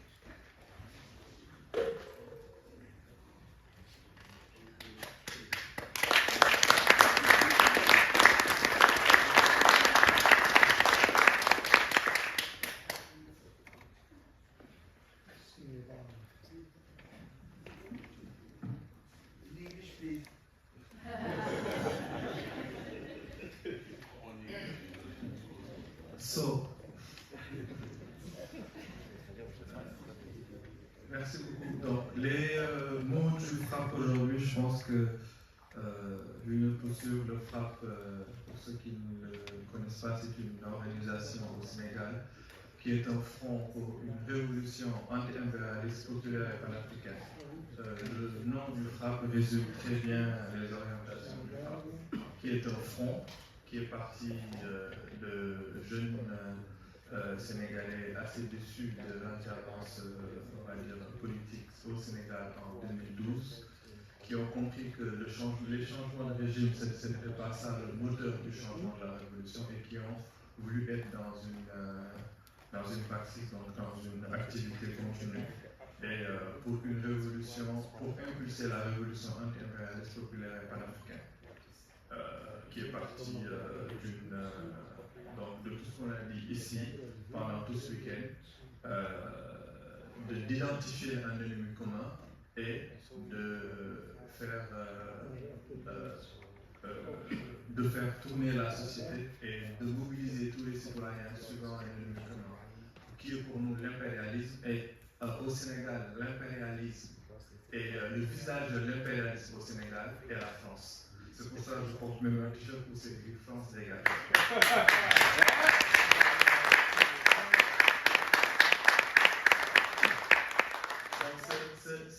Ce modèle qu'on utilise au Sénégal, qui nous a permis d'identifier cet impérialisme sur les accords de partenariat économique, puis sur le franc CFA, puis sur les accords militaires, et on a pu mobiliser les camarades du Sénégal, panafricains du Sénégal, sur cet axe-là.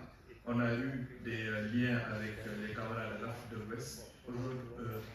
Pendant ce festival, le lien qu'on a vu avec les camarades internationaux nous a permis de voir qu'au Sénégal, en ayant un ennemi commun, on a, au lieu d'être dans la fête de la démocratie, on est allé sur la fête de ce que moi j'appelle l'agonisme, qu'a théorisé quelqu'un comme Ernesto Reclao, où on met en avant, même si on a des contradictions à des primaires, le fait d'avoir un ennemi commun nous permet de travailler ensemble pour abattre cet ennemi commun. C'est ce qu'on a, nous, expérimenté au Sénégal, au niveau du FRAPP. C'est pour ça qu'on s'appelle un front.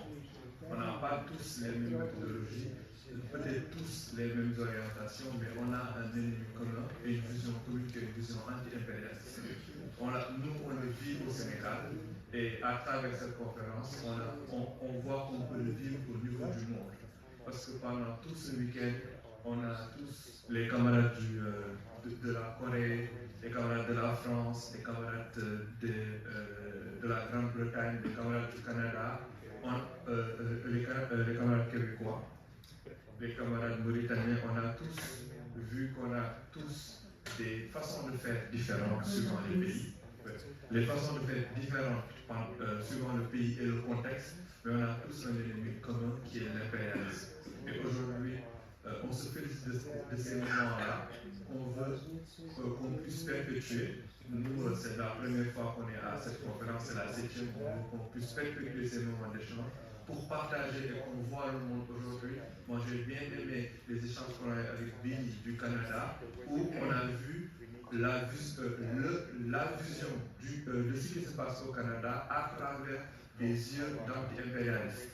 On a une vision à travers les médias, on va dire, internationaux et impérialistes, mais ces moments-là nous permettent de voir l'actualité du Canada à travers les yeux de impérialistes et d'autres pays. Et la même chose pour la Grande-Bretagne, où ici on nous apprend tous que c'est le pays de Margaret Thatcher qui disait qu'il n'y a pas d'alternative, et on a vu pendant ce week-end une vision militante de ce que doit être la Grande-Bretagne, et vue par d'autres pays, et c'est pourquoi ces cadres-là sont importants, pour qu'on puisse avoir la vision des militants de la perspective anti-impérialiste qu'il y a dans chaque pays, que ce soit des pays d'Afrique, des pays d'Amérique et des pays d'Europe, pour qu'on puisse, nous, comme on dit, qu'on ait vers un Sénégal libre, dans une Afrique libre et dans un monde libre. Parce qu'un pays ne peut pas être libre.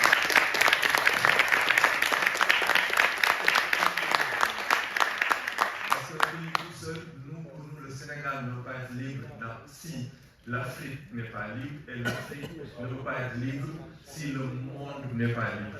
Donc, c'est pour ça qu'on a tous un ennemi commun qui est l'impérialisme. Pour qu'on aille vers un monde libre, il faut qu'on continue ces mouvements, ces ponts qu'on fait entre nos nations pour aller vers un monde libre qui débouchera forcément parce que nos pays soient tous libres, qu'on puisse dire le Sénégal libre, le Québec libre, la Corée libre, etc. Merci beaucoup.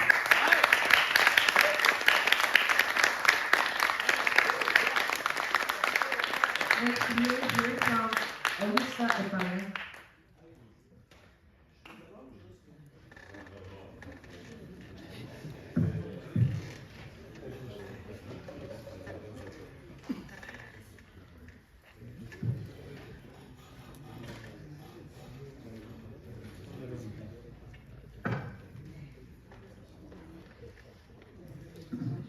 Chers camarades, nous arrivons donc au terme de notre conférence ô combien riche en découverte des situations des uns et des autres, en découverte des luttes que nous menons les uns et les autres, chacun avec nos difficultés, nos réalités, et avec la volonté commune d'avancer ensemble, de frapper ensemble contre cet impérialisme, cette bête immonde qu'on veut abattre. Et vraiment, on est très très satisfait, ça a été extrêmement riche, tout le monde a pu, autant les 2 premiers jours, c'était effectivement des messages où chacun a présenté la situation de son pays, les luttes qui s'y mènent, la manière dont l'impérialisme se manifeste et sévit dans le pays de chacun, avec des perspectives de lutte et des difficultés aussi qu'on peut avoir les uns et les autres. Et autant la volonté commune d'avancer ensemble s'est manifestée. Depuis ce matin, tout le monde, tous les camarades vraiment énoncent le fait que maintenant, il faut passer à l'action, et l'action commune, l'action collective, et que la force que nous constituons doit marcher ensemble et d'un même pas. Donc, dans cette perspective-là, une petite commission va être mise en place et essayer de traduire tout ce que nous nous sommes dit à travers une résolution finale pour que nous soyons vraiment en ordre de bataille en sortant d'ici et qu'on puisse avancer. Voilà nos camarades, nous il y a quelques camarades qui vont se retirer pour travailler et traduire, essayer de retranscrire à travers cette résolution la richesse de ce que nous nous sommes dit depuis ce matin et surtout la volonté commune de porter des coups et des coups si possible décisifs. Donc voilà ce que je voulais juste dire pour finir. Et vraiment, merci à tous les camarades. Vraiment, c'était un moment formidable. Et je pense que chacun de nous va repartir avec plein d'énergie et une volonté redoublée vraiment de faire avancer la lutte.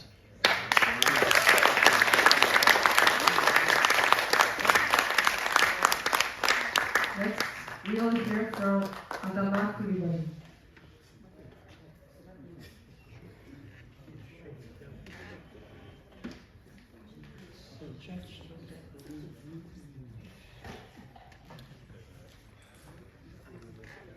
Eh bien, camarades, je pense que beaucoup de choses ont été dites. Il y a la situation particulière de certains pays en Afrique aujourd'hui qui nécessite une grande vigilance. Nous avons appelé les uns et les autres, les unes et les autres, tous les camarades, tous les pays qui sont ici représentés, tous les militants, les jeunes. On est content de voir qu'il y a des jeunes du phare et des jeunes militants partout, et également des militantes qui sont venues de partout, qui doivent se mobiliser pour que l'expérience qui est en cours dans l'AES ne soit pas brisée. Alors, donc ce que nous avons dit ici, nous allons continuer à approfondir. Nous allons approfondir la réflexion vis-à-vis et puis aussi essayer de trouver ensemble les moyens d'approcher, la proposition a été faite, d'approcher les forces vives qui travaillent dans le cadre de ces pays, dans le cadre d'organisations qui militaient déjà auparavant dans ces pays. La proposition a été faite d'ailleurs par les camarades du Niger. Ils organisent une rencontre anti-impérialiste au Niger. Il faut que nous puissions nous y intéresser et voir si cela peut contribuer à consolider la dynamique qui est en cours dans l'ensemble de l'AES et au-delà, et qu'il y ait ce lien. Une question essentielle a été posée, à savoir s'il est possible de rapprocher le Sénégal et l'AES aujourd'hui. Donc, il faut que de manière concrète, nous puissions travailler à cela. Il faut que cela ressorte, certes, dans ce que tu viens de dire, dans les préoccupations, dans la résolution finale, et que ce soit pour nous une obligation militante à travailler. Voilà ce que je voulais dire en plus, et en tout cas, dire que la jonction qui a été faite là doit se poursuivre et se consolider. Merci, camarades.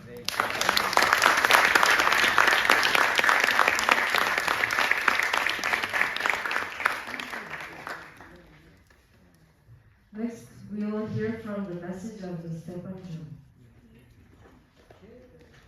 who is likely to see our discussion.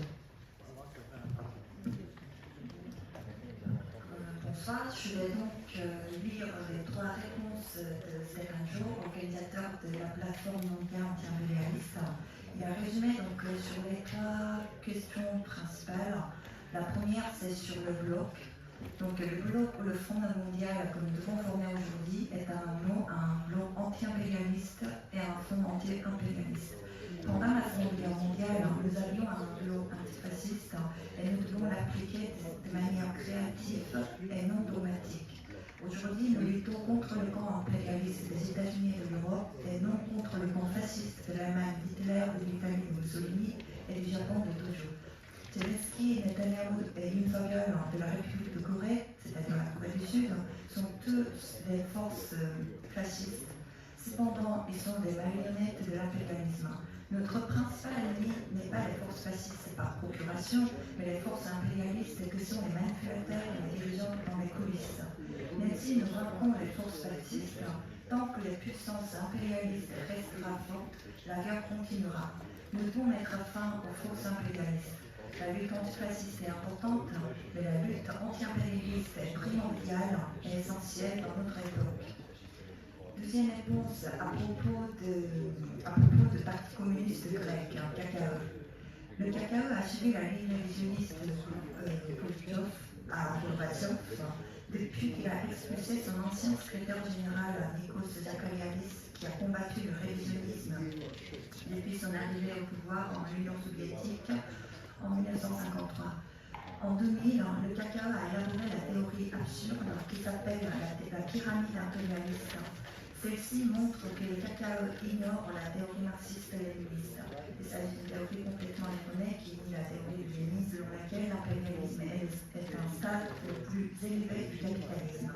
En fait, elle insiste sur le fait que tous les pays capitalistes du monde sont automatiquement impérialistes. Selon cette théorie, tous les pays d'Afrique même sont des pays impérialistes. Et même les pays socialistes et principaux comme la RDC et Cuba sont des pays capitalistes parce qu'ils ont des marchés et des échanges commerciaux. Ils sont donc aussi des pays impérialistes.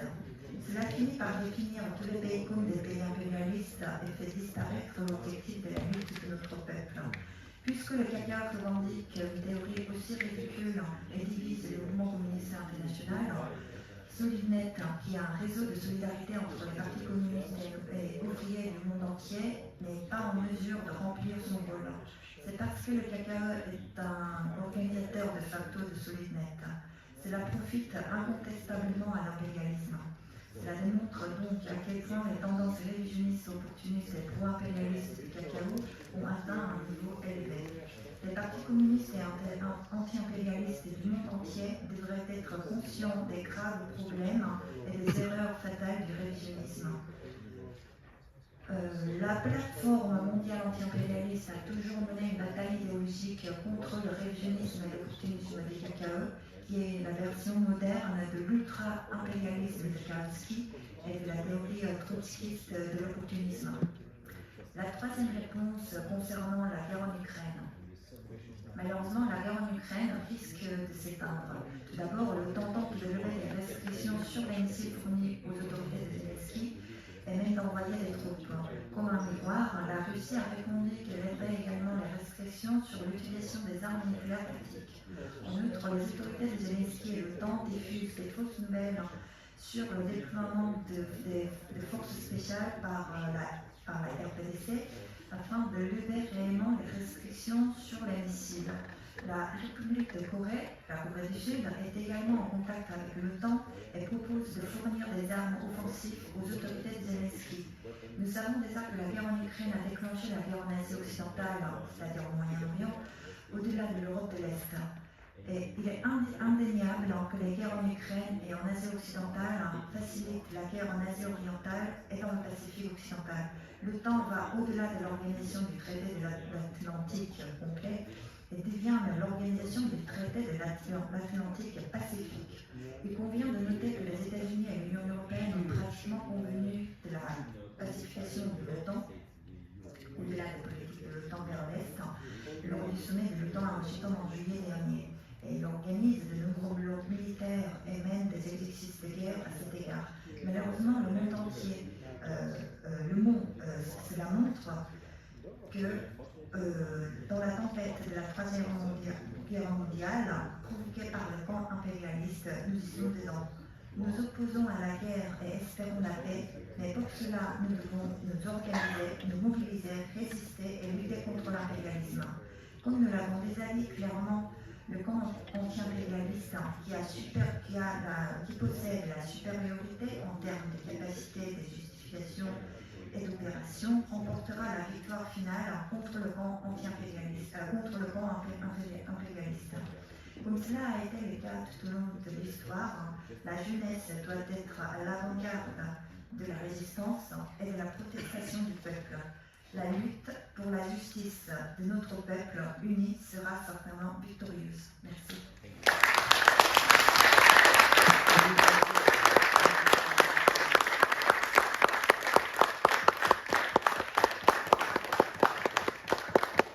While the organized committee, finalize our conclusion, we'll take an hour break. We will recommence at 8 p.m. We meet together here 7:55.